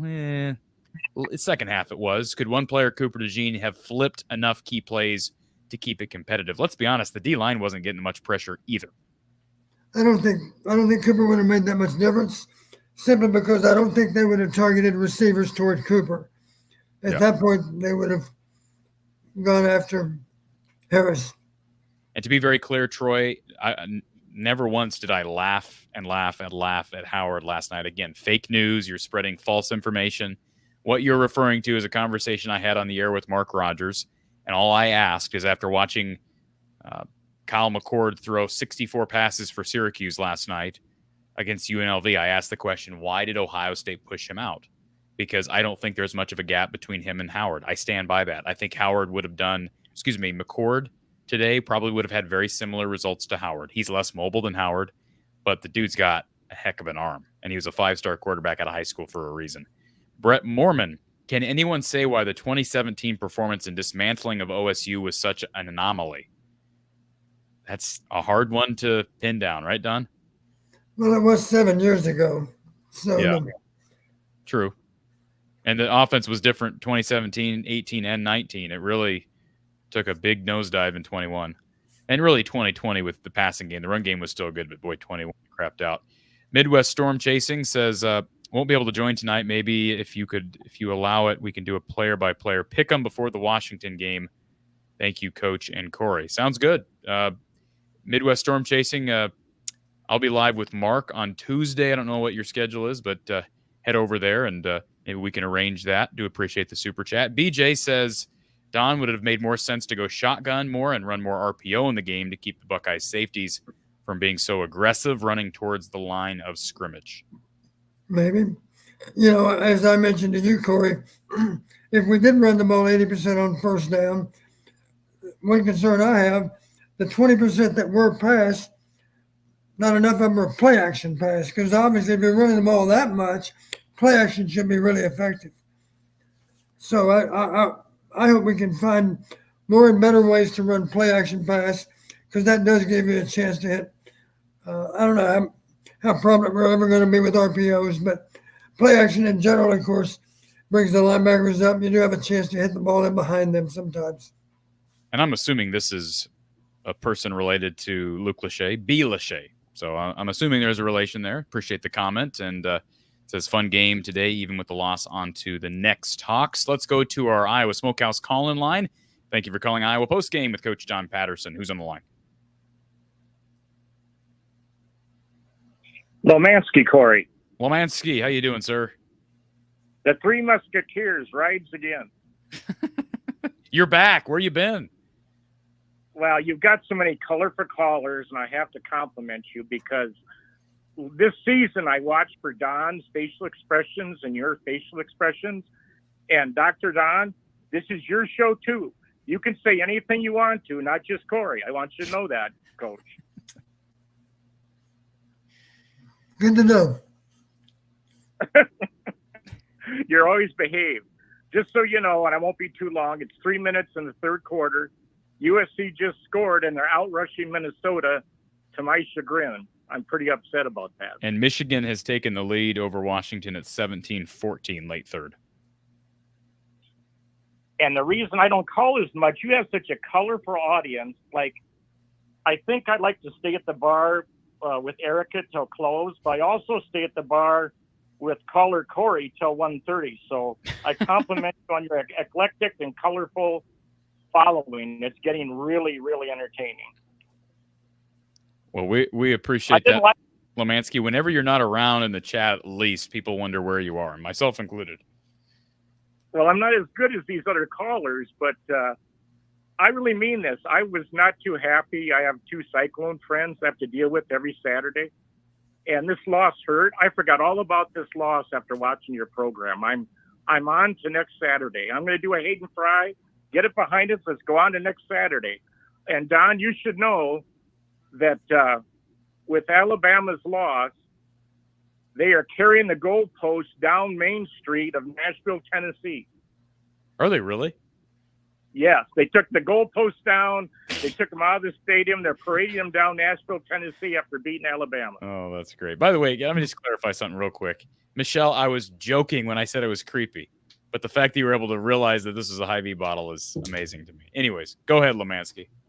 Gotta be careful what I say. I think it's very, very creepy myself. But just so people are watching you both. They're watching. Anyway, I want to thank Coach, because when I saw these goalposts going down, Coach, do you remember when they didn't have removable goalposts at Kinnick, and they had to start doing that because us crazy students we were dismantling goalposts. They had to pull them out of the ground and lay them on the ground and sit on them. That's true. I have a piece of a wooden goalpost. I don't even know what game it was tied to, but it was a goalpost that had come down, and they gave each of the coaches a piece of the goalpost. I'm sure if I can step away, Cory, I can take a look at it and see. I'm not sure what game. Go right ahead, Don. I'll be right back. Send you out for just a second. And Lemansky, you're stuck with me. I want to give everybody a real brief scoreboard update. I mentioned the games that are currently in progress, and that everybody wondering, Spencer Petrus's team, even though Petrus' numbers are actually decent today, 22 of 34 for 333 and 3 touchdowns. His team is getting absolutely rocked. 55-24 is the score. They're trailing on the road on the blue field at Boise State. Clemson, the 15th ranked Tigers, leading Florida State 23-7. Oregon State leading Colorado State 21-16. And I mentioned Michigan, Washington 17-14 in that game. USC leads Minnesota 17-10. Iowa State leading Baylor 26-21. Tennessee up on Arkansas early third, low scoring game there, 7-3. Florida up on UCF 24-3 in the third. Georgia Tech leading Duke 10-7 in the third, and Arizona State and Kansas tied at halftime 14 apiece. Some notable scores from around the country earlier today: Wisconsin beating Purdue 52-6. You have Pitt over North Carolina. Pitt might be a top 25 team next week. They're 5-0. Wake Forest over North Carolina State 34-30. Georgia over Auburn. Ole Miss over South Carolina. Indiana eventually pulling away from Northwestern. Virginia Tech over Stanford. Nebraska, low-scoring game, but they take down the Rutgers Scarlet Knights 14-7. Mentioned Vanderbilt over Bama, 40-35, biggest win in the history of that Commodores program. And, of course, last night, if people missed it, UNLV upset by Syracuse, and Oregon taking care of business against Michigan State. Anything else, Lemansky? We've got Coach Patterson back. I think Coach should talk about his goalpost. Wasn't going to find it. Here's the goalpost. What does it say, Don? Says Iowa 30, Iowa State 14, September 29th, 1979.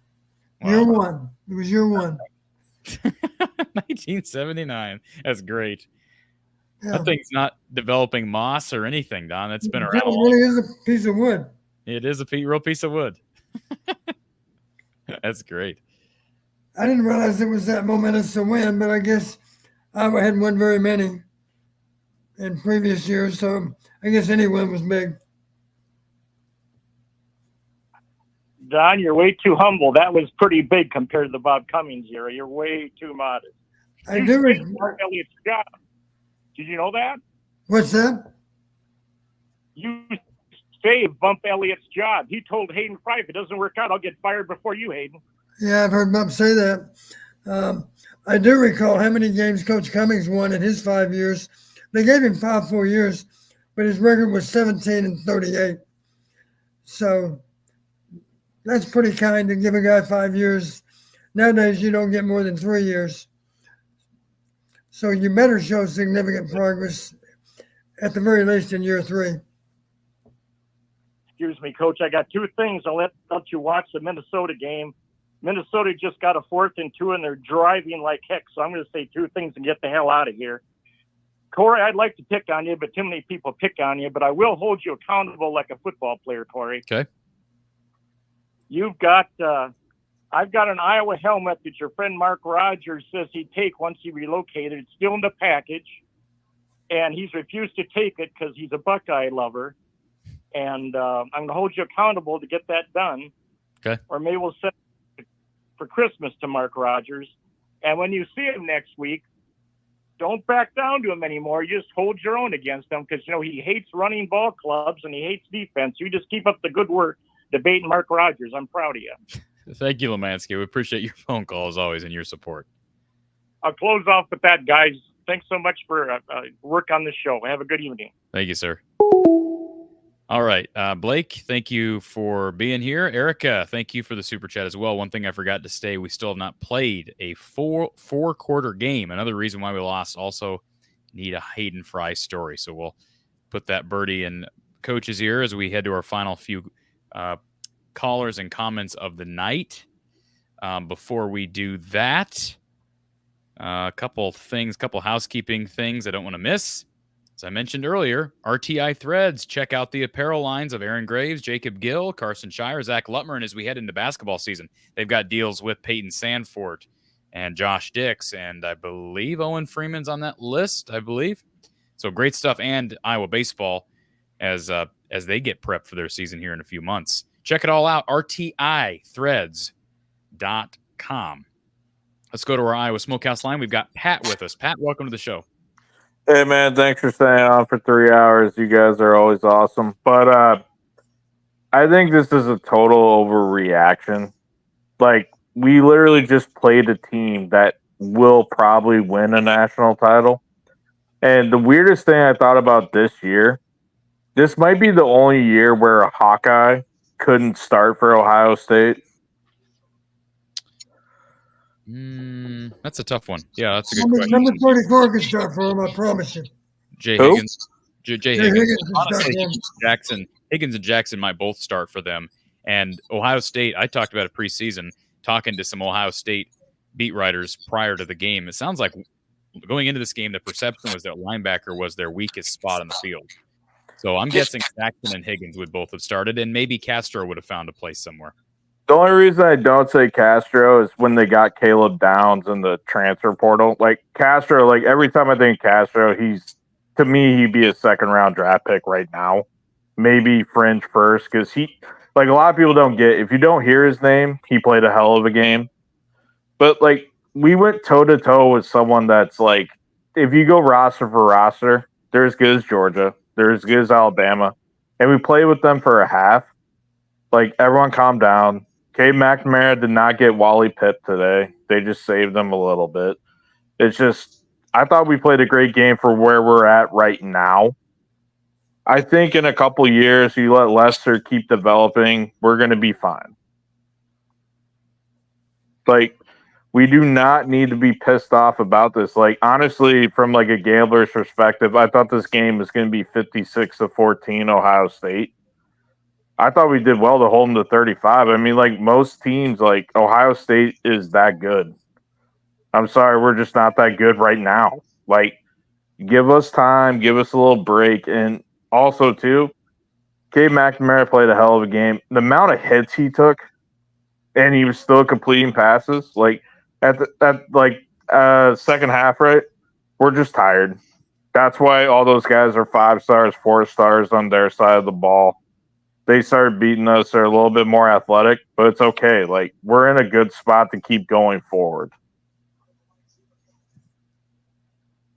I'm not going to disagree with that. And like, given the schedule, yeah. I mean, if they had Oregon and even Michigan and Penn State in the schedule, I'd probably challenge that because they weren't really close. I mean, I agree with what you said in the first half. They were within reaching distance, but they never ever even sniffed the end zone with that first string Buckeye defense. So no, what I'm saying though too is like if you go athlete for athlete, right?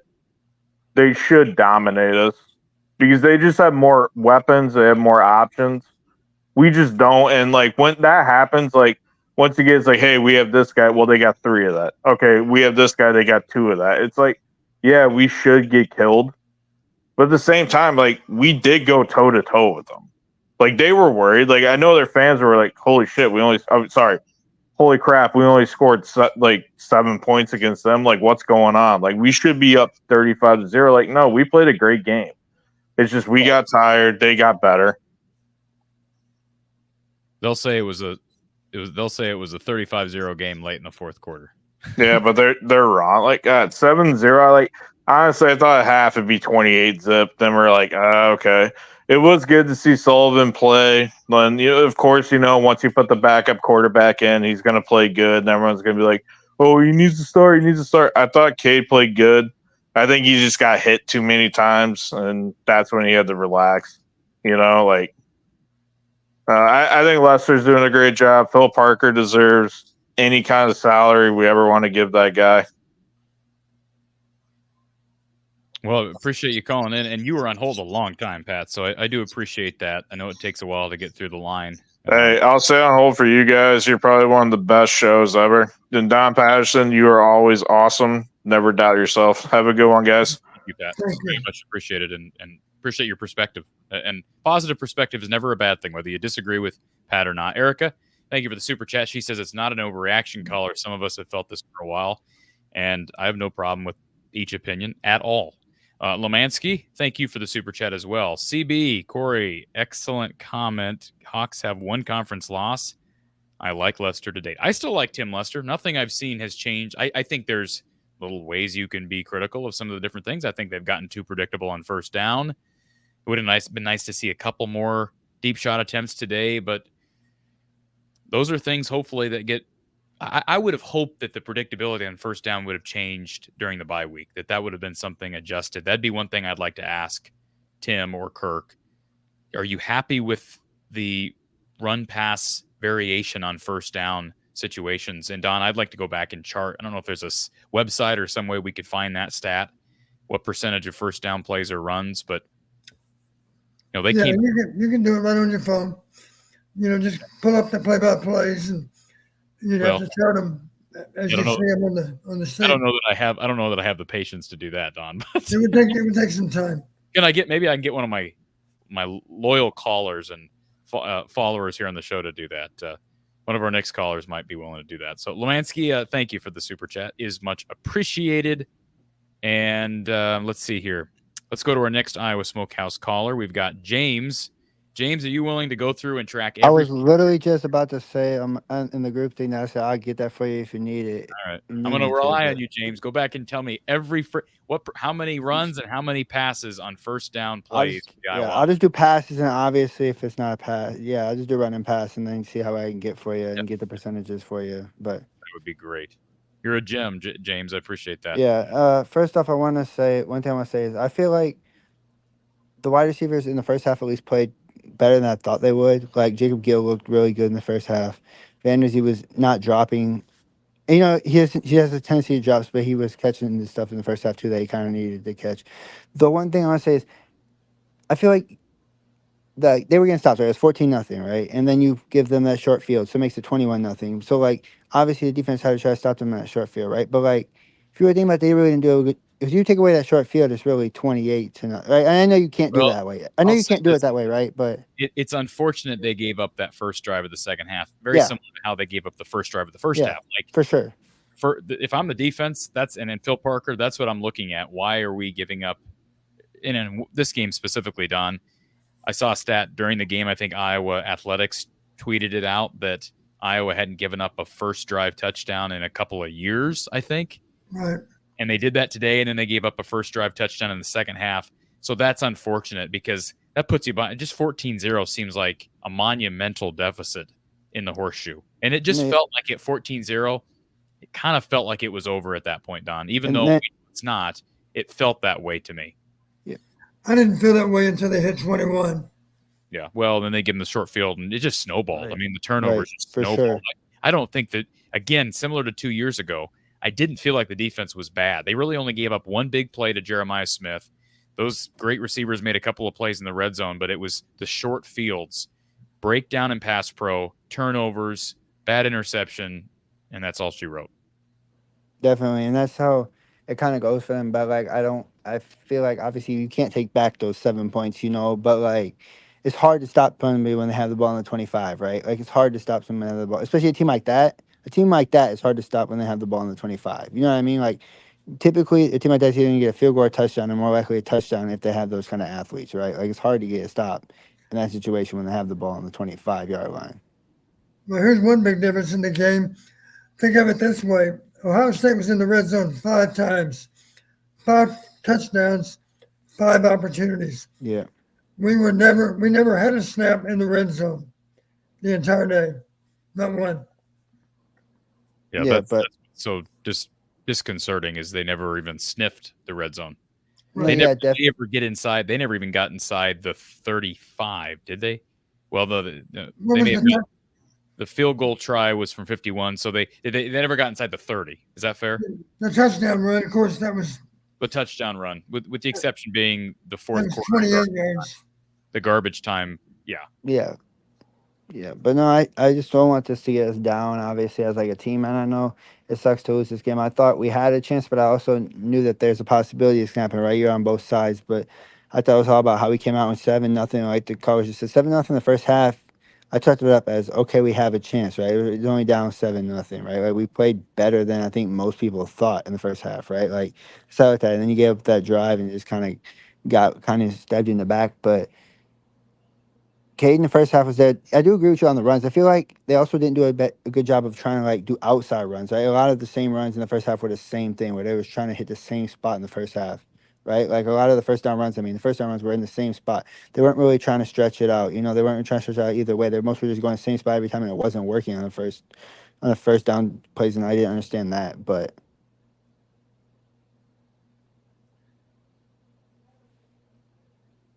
I think maybe an issue of predictability to some extent. Yeah. James, on a number of fronts, not just with Yeah.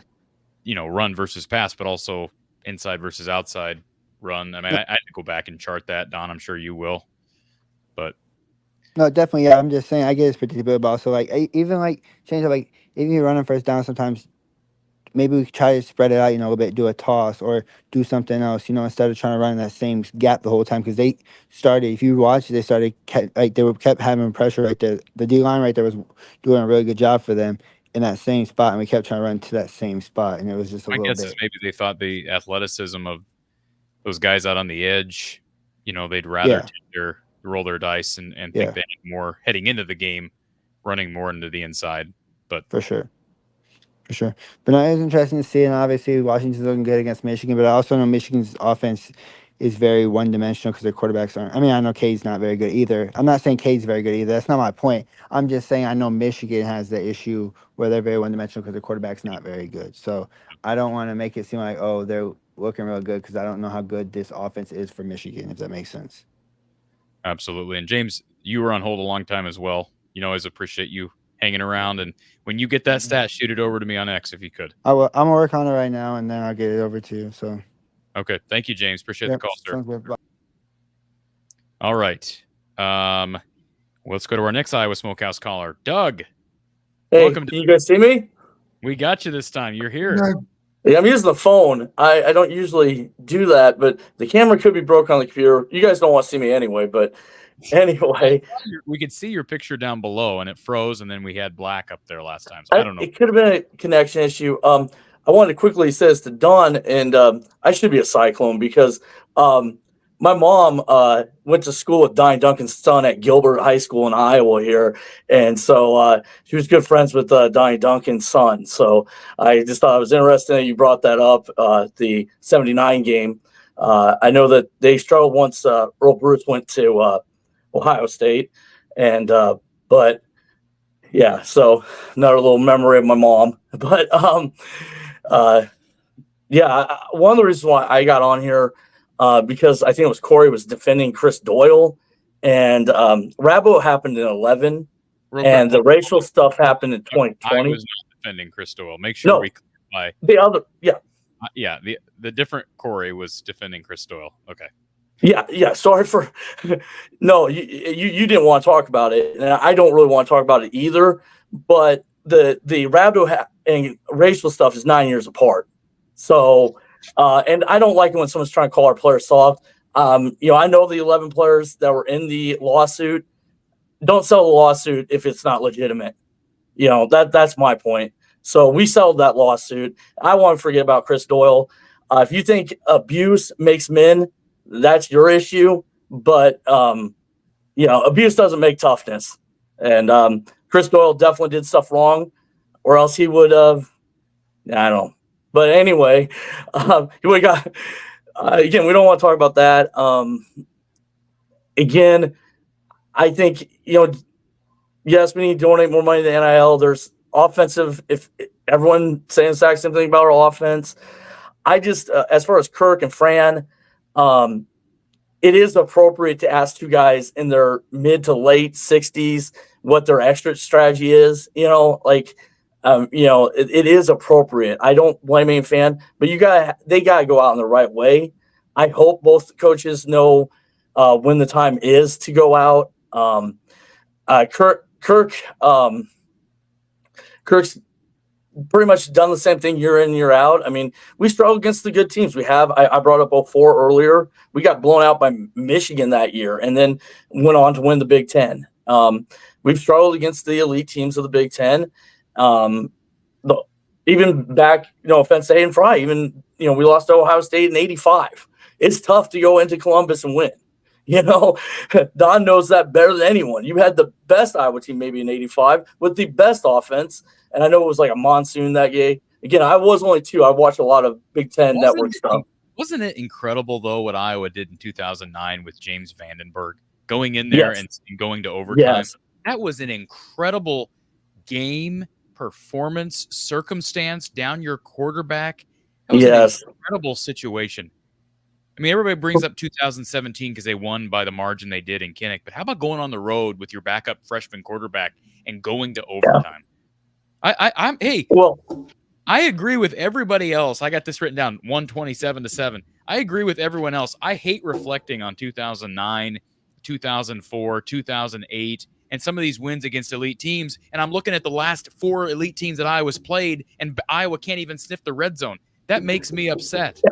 People have a right to be upset about that, Don. Do they not? Yes.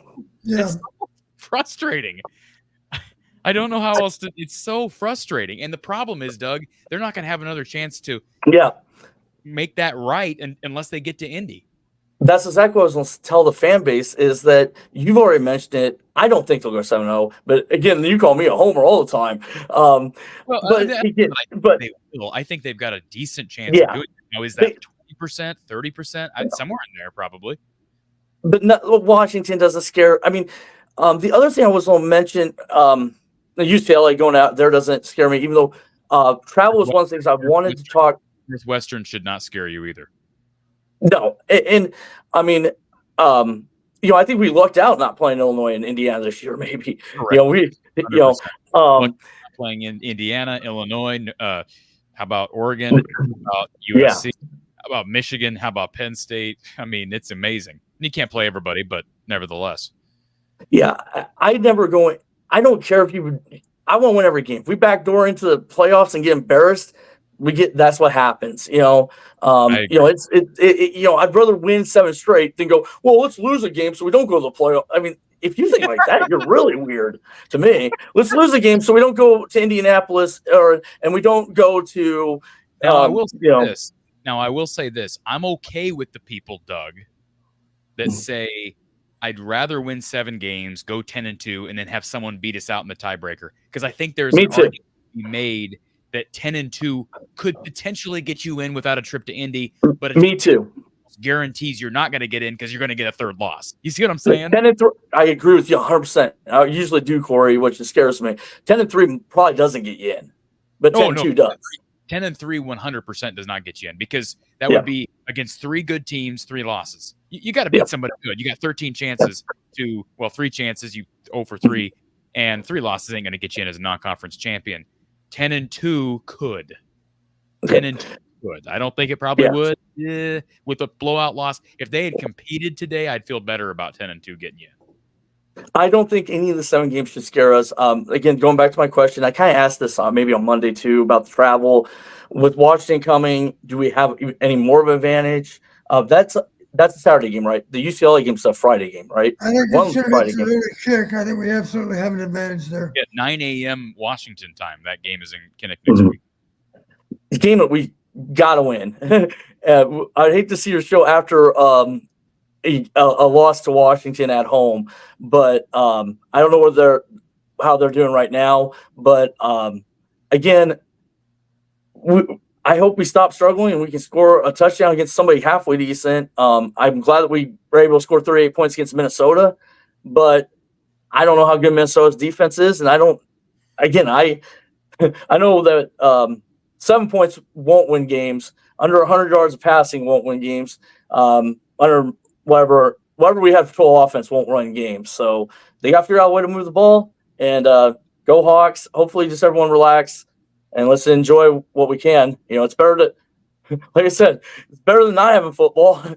So thank you, Doug. Appreciate the phone call.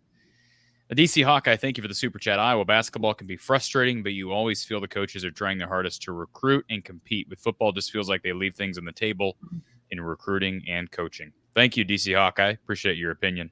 100%. Do appreciate it. Sam Corbin, I want to write a novel. Why only 50 characters?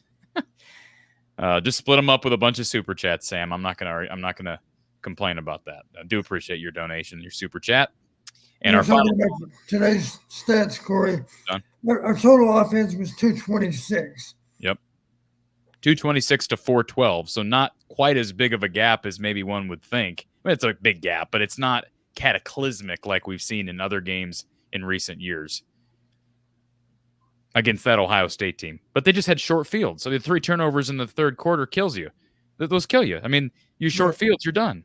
If you don't give them short fields, you got a shot in the fourth quarter. Maybe you're down 14, but you got a shot. But you start turning the ball over, forget it. Well, correct me if I'm wrong. Their second touchdown drive after they received the second half kickoff, that was probably 75 yards, right? I'm assuming. Yes, it was a long, but the first 2 touchdowns were long drives. That's why I say maybe you get 14-0 down in the fourth, but at least you're not down 3 scores. But the difference in those 2 drives, of course, the first one took 14 snaps. The second one, not very many at all. Yeah, and the second one was the big play to Jeremiah Smith, and that was the one real big play that Iowa gave up all day. Yeah. Let's go to our final Iowa Smokehouse caller of the day. We've got Chase here. Chase, you said you weren't calling in, but here you are. Yeah, I only got a couple minutes here, and all I want to say is, as a Hawkeye fan, since I was very little, my parents used to take me to games. Like, before I even knew what was happening, like, I'd ask Mom and say, hey, like, why do they keep stopping? Like, that's how little I was. I expect Iowa, as a football fan, to be contenders in the national championship. Like, that's my goals for Iowa football. I know they're not going to get there, and they're not there now. But even, like, today, I'm not even that upset with how they played today. Like, I was... Well, you should be upset with how they played in the third quarter. You should be upset. The O-line. I'm upset with the O-line. That's the only thing I'm... Kate's got to protect the ball better than he did. Right. But, yeah. It's just unfortunate. Turnovers. Don, can we agree on that Cade's got to protect the ball better than he did in the third quarter? He fumbled the ball twice and threw an interception. Is that fair? Yeah. The the one ball that was ruled a fumble, honestly, I thought as they were looking at it, I thought they may reverse the call because it looks to me in the pocket, the ball actually moved, the arm actually moved forward. Then they gave another little interpretation. They said, well, it's got to move forward with the quarterback having control of the ball. They said it appears he lost control of the ball a little bit as the arm went forward. Yeah. Close call, but I don't think there was enough to overturn it personally, Don. That's my opinion. But anyway, my point is it's hard to absolutely eliminate that kind of play sometimes. Sure. You know, that was the guy, you might recall the guy started up the field, and then when Cade stepped up in the pocket, he folded back inside, kind of hit Cade from a blindside position, really about a 3 o'clock position. Cade didn't see him coming in. Otherwise, he'd have had a chance to protect it, maybe just might target it. But anyway, those are tough situations. It's one thing when you lose the ball, you're out in space and you lose the ball. Well, clearly that's your fault. But in the pocket, of course, quarterback's eyes are downfield. He can sense pressure, but the bottom line, it's hard to have complete awareness around you if your eyes have to be downfield. That's the truth. Even the two contested, I think was there 2 or 3 contested touchdown passes that they threw within the 20. That was like this close from being deflected or knocked away. But I mean, they still scored. But like those are, you can't blame the defense for letting them score that many points because I mean they played their butts off the first half of the game. And going down 7 at halftime, and they came in. Yes, they let them score a lot, but half of that was on the offense. Well, to set the record straight, their second touchdown, a little longer than I thought. I forgot they brought the ball out of the end zone. We tackled them on the 14. That was actually 9 plays, 86 yards. So they had 2 cross-country drives, 14 plays, 88, 9 plays, 86. It's unusual when we give up a drive of that distance. Very unusual. Real quick, James just sent me stats, and assuming these are correct, he said that we don't have Ohio State stats yet, but 17 pass plays before today on first down, 37 runs. That's 69% run. So I said 80, closer to 70%. So I don't know. I'm guessing that went up a little bit today because it felt like a lot of runs on first down. But anyways, I'd like to get that number down. Maybe go like 60%. Get it down from 70 down to 60. That'd be my goal. I was so really happy to see that Iowa could pass the ball on third down and still make the first down. Like you look back at the Penn State game last year, we did nothing. What did we have, like 2 first downs the whole game? So I'm saying they moved the chains decently well in the first half. Right, Chase. and I really did. I saw you answered my super chat earlier, and that's one thing I wanted to really emphasize is because this offense is different. I think it is better, for sure. Yeah, 100. Oh yeah, it's better. Yeah, 100% better. Oh yeah. Compare what we saw today with what we saw 2 years ago in Columbus. And real quick, let me give you the critical down numbers just so you have these for people because we're talking about for the entire game. Iowa, I was actually on third down. They were critical downs. They were 5 of 12. If you look just at the first half, let me grab just first half numbers here. Let's see if it's first quarter. I don't know if I can find this, Don. You're better at navigating these box scores than I am. Third quarter. Why am I not seeing? I'm seeing quarter by quarter. Where is my half by half breakdown, Don? Well, I don't know. I'm not sure. Yeah, I'll have to look for this later. Anyways, go ahead, Chase. But I mean, kind of like what you're saying right there with the offense is better. But I mean, we gave them 3 times inside our own 20 or 30, and they had easy scoring opportunities. I mean, you eliminate the fumbles and the interception. I mean, every quarterback should have an interception. No matter, you got to take risks to make big plays. I mean, C.J. Beathard, I was talking to some of my friends earlier on the phone after the game, and I said C.J. Beathard had interceptions, but the guy always made plays. Yeah, he was also a lot better than Cade with his feet. Right, and then we talked about Brendan Sullivan too. I mean, is Brendan Sullivan really the answer? Because We don't know. like today, O line couldn't block. It doesn't matter if you have Yeah, Brennan in.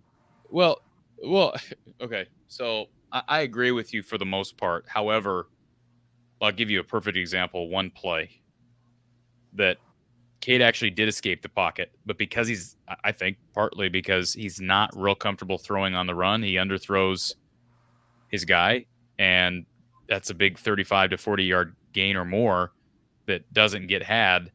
That is one that if Brendan makes that play, that's a huge difference in the game. Just one super explosive play like that. So I don't know. I'm just saying, like, even on broken plays, if a play breaks down and there's no time, if you have a guy who's a little bit more adequate at getting out of the pocket and throwing on the run, that could help your offense substantially. Right.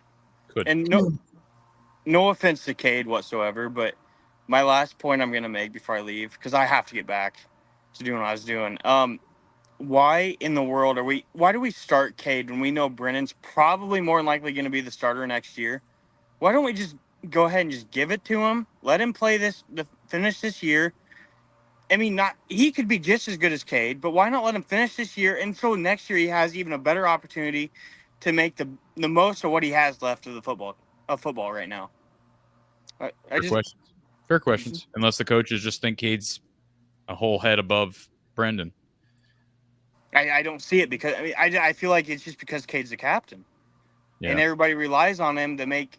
I don't think Cade's much of any better than Brendan. Maybe he's marginally better, but I doubt it. But I don't know. I can't really say definitively. I mean, Brendan looked good. His numbers at Northwestern were pretty good. What was it, 67%?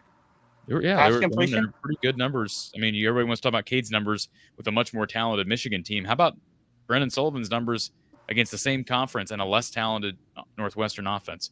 And then Cade's been hurt so much too. So I mean, yeah, there's that too.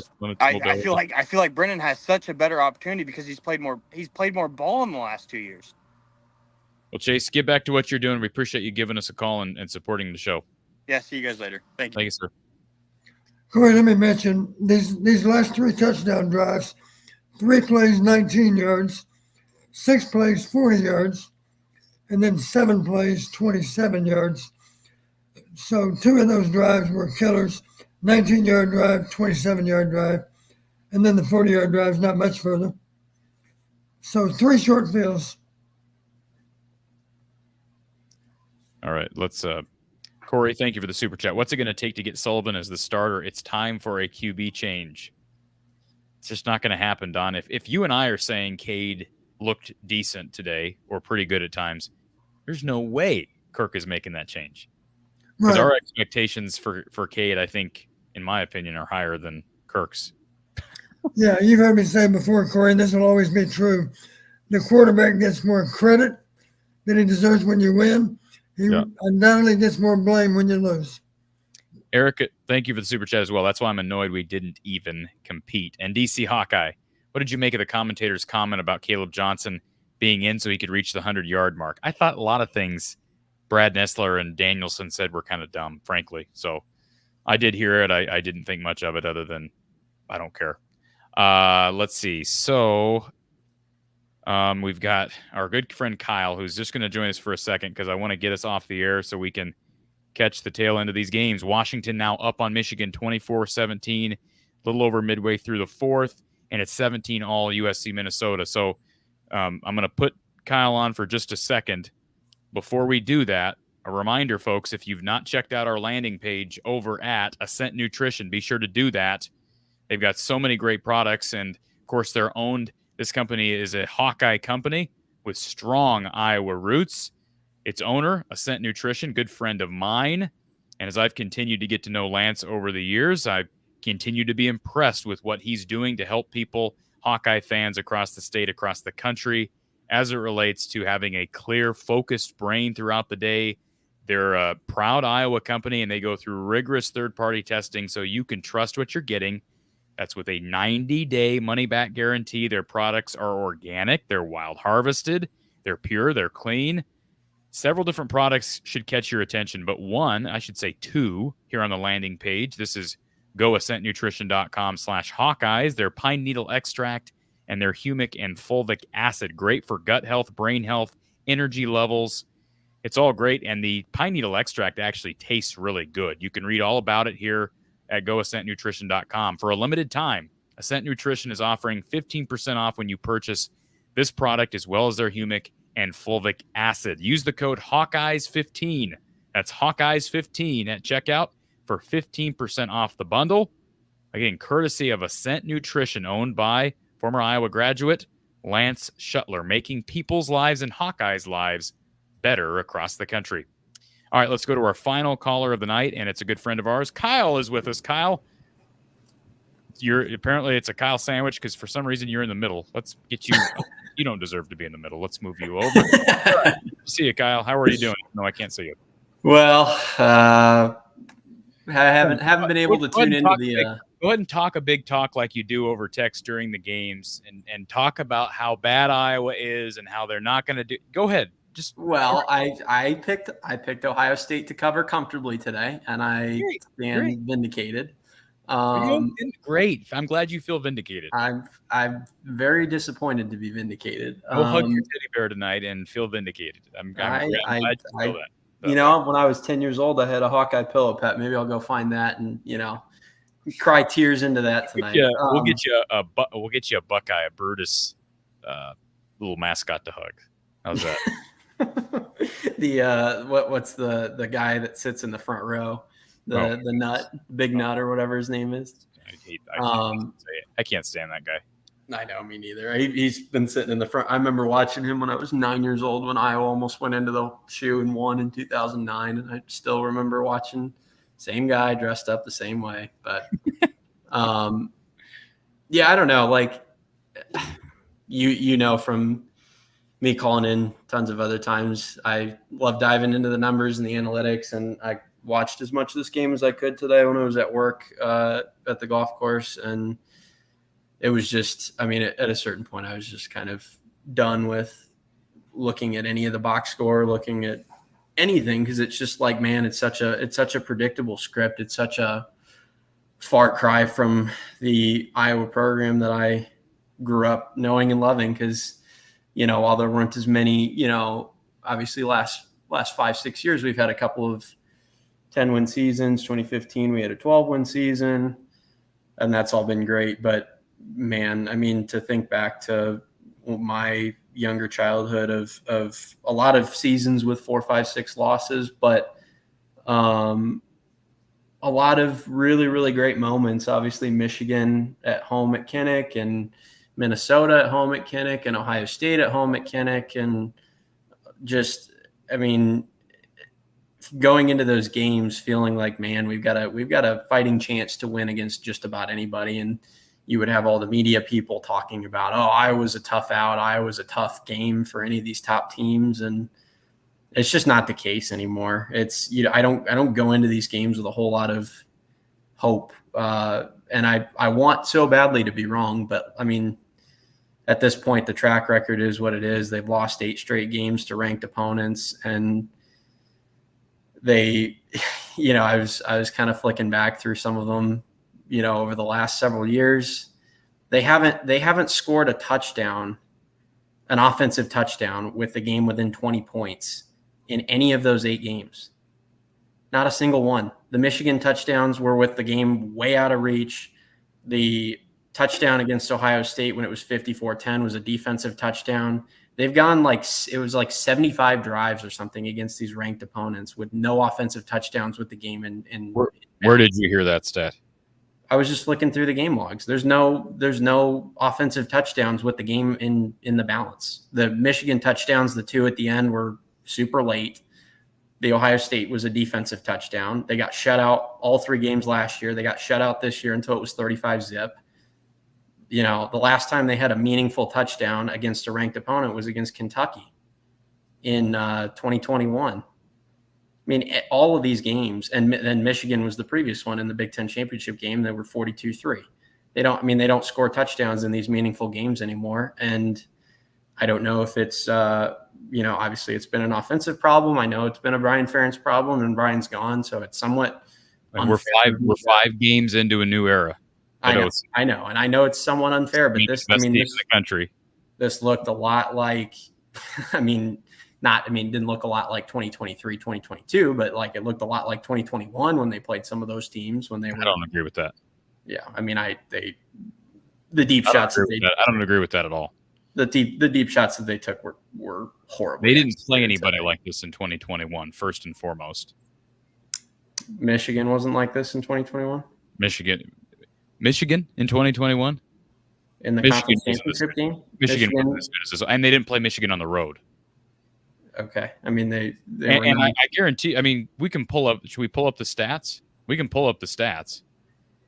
I'm not trying to defend Iowa. I'm just simply saying it did not look like what we've seen over the last 4 years in these big games. I mean, I'm not saying it was the exact same thing, but I mean they were non-competitive in this game. They didn't even in the first half. I didn't watch the first half and think, oh, they've kept it close enough. They have a chance to win. I mean, it didn't. Which Michigan game are we talking about in 21? 2021 Big Ten championship game. Oh, Big Ten. Okay, sorry. I'm referring to the game in Kinnick. Was that 22? 22. Yeah. Okay. All right. Yeah, you're right about 21 Michigan Big Ten championship game. Yes, it did look like that. Yeah, however, that game, I don't remember what it was at halftime. Was it 14-3 at halftime? 14-3, and then the third. It was the same kind of deal. It was close at halftime. Third quarter blew it open midway. Let me read you some stats, though. Let me read you some stats from that game. First of all, ironically, that was Cade McNamara. Spencer Petras, 9 of 22. 9 of 22 in that game for a $137. Iowa's best rusher was Gavin Williams, 12 carries, 56 yards. Tyler Goodson, 18 carries, 50 yards. The only wide receiver to have a catch, there were two. Keegan Johnson, 1 catch for 13 yards. Arlen Bruce, 2 catches for 10 yards. The reason I bring that up is now look at Iowa's stats from today. Cade McNamara at quarterback, even though the result was not what we wanted, 14-20 through the year. Turnovers killed him. There's no question about it. How many yards did he have today? Did he hit the ball 100 yards or so? 98. 98, okay. Passing yards. Reese Vanderzee, 3 catches, 29 yards. Jacob Gill, 3 catches, 24 yards. Jarrett Bowie, 1 catch, 10 yards. Caden Weegan, no catches for Caden, but you did have 5 catches for Lachey, 2 catches for John. I'm just saying they're spreading the ball around more. The quarterback numbers have improved as far as efficiency is concerned. And although they're not running the ball as well, today they didn't run the ball as well. They have earlier this year. I think there's reason to think that they're heading in the right direction. They're not there yet, but they're heading in the right direction 5 games into a new era with an offensive coordinator that's brand new. That's all I'm saying. I think it looked different. You look at the box score, you kind of have to read between the lines a little bit. Yeah, and I don't disagree with all that. It's just when you have so much scar tissue from the previous 7 games in a row, you see that third quarter and you go, okay, here we go again. That was the thought that went through my head. Even though it's different, it's supposed to be different. It's a different guy up in the press box, not the guy on the sidelines that was, but still, it's just that here we go again.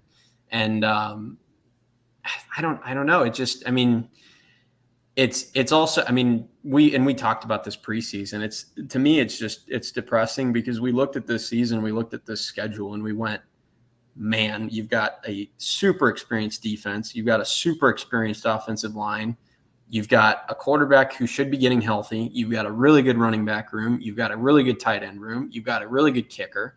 We have a punter we're hopeful about, a new offensive coordinator, and a favorable schedule.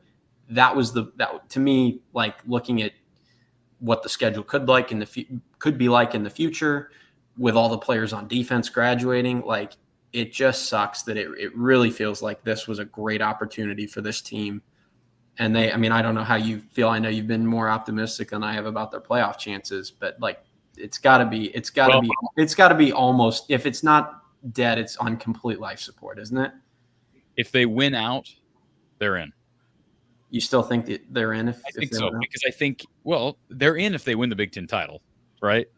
So okay, well, yeah, I'm disregarding that. Like the opportunity, whether you think that's hogwash or hilarious or whatever, I'm just saying the door hasn't totally closed, because if they win out, they're probably in the Big Ten title, and then they are in if they win the Big Ten title. Like 8-1 is still on the table, and the schedules are very favorable. Would you agree with that, Kyle? They could go 8-1 in the Big Ten. I do. I think, and if they go 8-1, if they go 8-1, there's still a decent shot they're in Indy. Whether they get blown out in Indy or not, there's still a decent shot they're in Indy. Yeah, there is. I would say I look at the schedule. The only thing I would say is that there's not a lot of like 85-15 games. There's a whole bunch of games I feel are like 60-40 Iowa games or 65-35 Iowa games. And I think the odds that you run the table on a whole bunch of 60% games is not super high. Yeah, even though they're all individually favorable. Maybe Like it's 25%, maybe it's 35% that they win out. And they have to win out. You think it could be that? They're not winning the Big Ten at 9-3. They're not getting to the championship game at 9-3, and they're not getting in as an at-large at 9-3. No, they're not. And they don't right now. They're not a top 12 team. They're not probably even a top 25 team. They're not. I mean, if the AP were to rank them right now, I don't think the AP would have them in the top 40 right now. But that's because the AP is stupid. Yeah, that's just because the committee wouldn't have them in the top 40 right now. But hold on a second. So they have a long way to climb. But you and I both know, Kyle, the AP poll is stupid because these writers and these voters don't pay any attention to the entire landscape of college football. They just look at record and they're like, oh, this team beat this team, we're going to move them down this much. Iowa's lost to an unbeaten Iowa State team who, by the way, is pulled away from Baylor 40-21 and maybe the best team in the country. I'm not saying they're definitely a top 25 team, but I could see them finishing in the top 25, and they may be one of the 25 best teams. But Ohio State's really, really good. That's all I'm saying. They are. Yeah, they are very good. And I have to say, as you can call me a salty fan or not, but the fact that Nebraska is finally winning some games and Iowa State's winning some games does not make this experience through the first 5 weeks of the season any more pleasant. I have to say that. Well, not a real impressive offensive performance out of Nebraska today. They got some problems, but they survived against a But tough, that's a game over the last 5 years that Nebraska loses, right?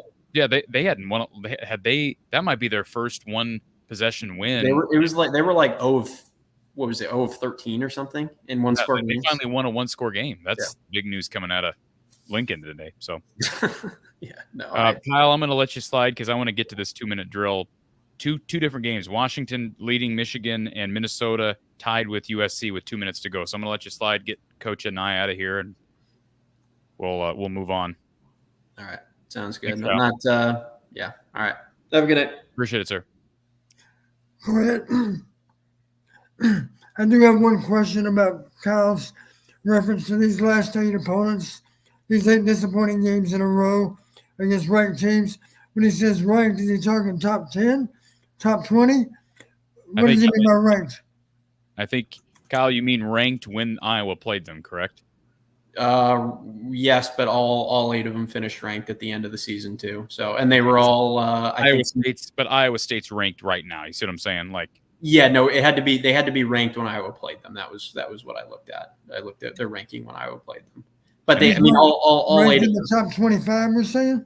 Yeah, ranked in the top 25 when Iowa played them, and I think all of them except Kentucky finished in the top 12 of the final rankings as well. So they were all good teams. It's just disappointing they were non-competitive. The irony in that, actually, too, now that you say that, Cory, is before the 0-8, they had a 4-game win streak against ranked opponents. That was Wisconsin, Indiana, Iowa State, and Penn State. All 4 of those teams ended up finishing the year outside the top 25.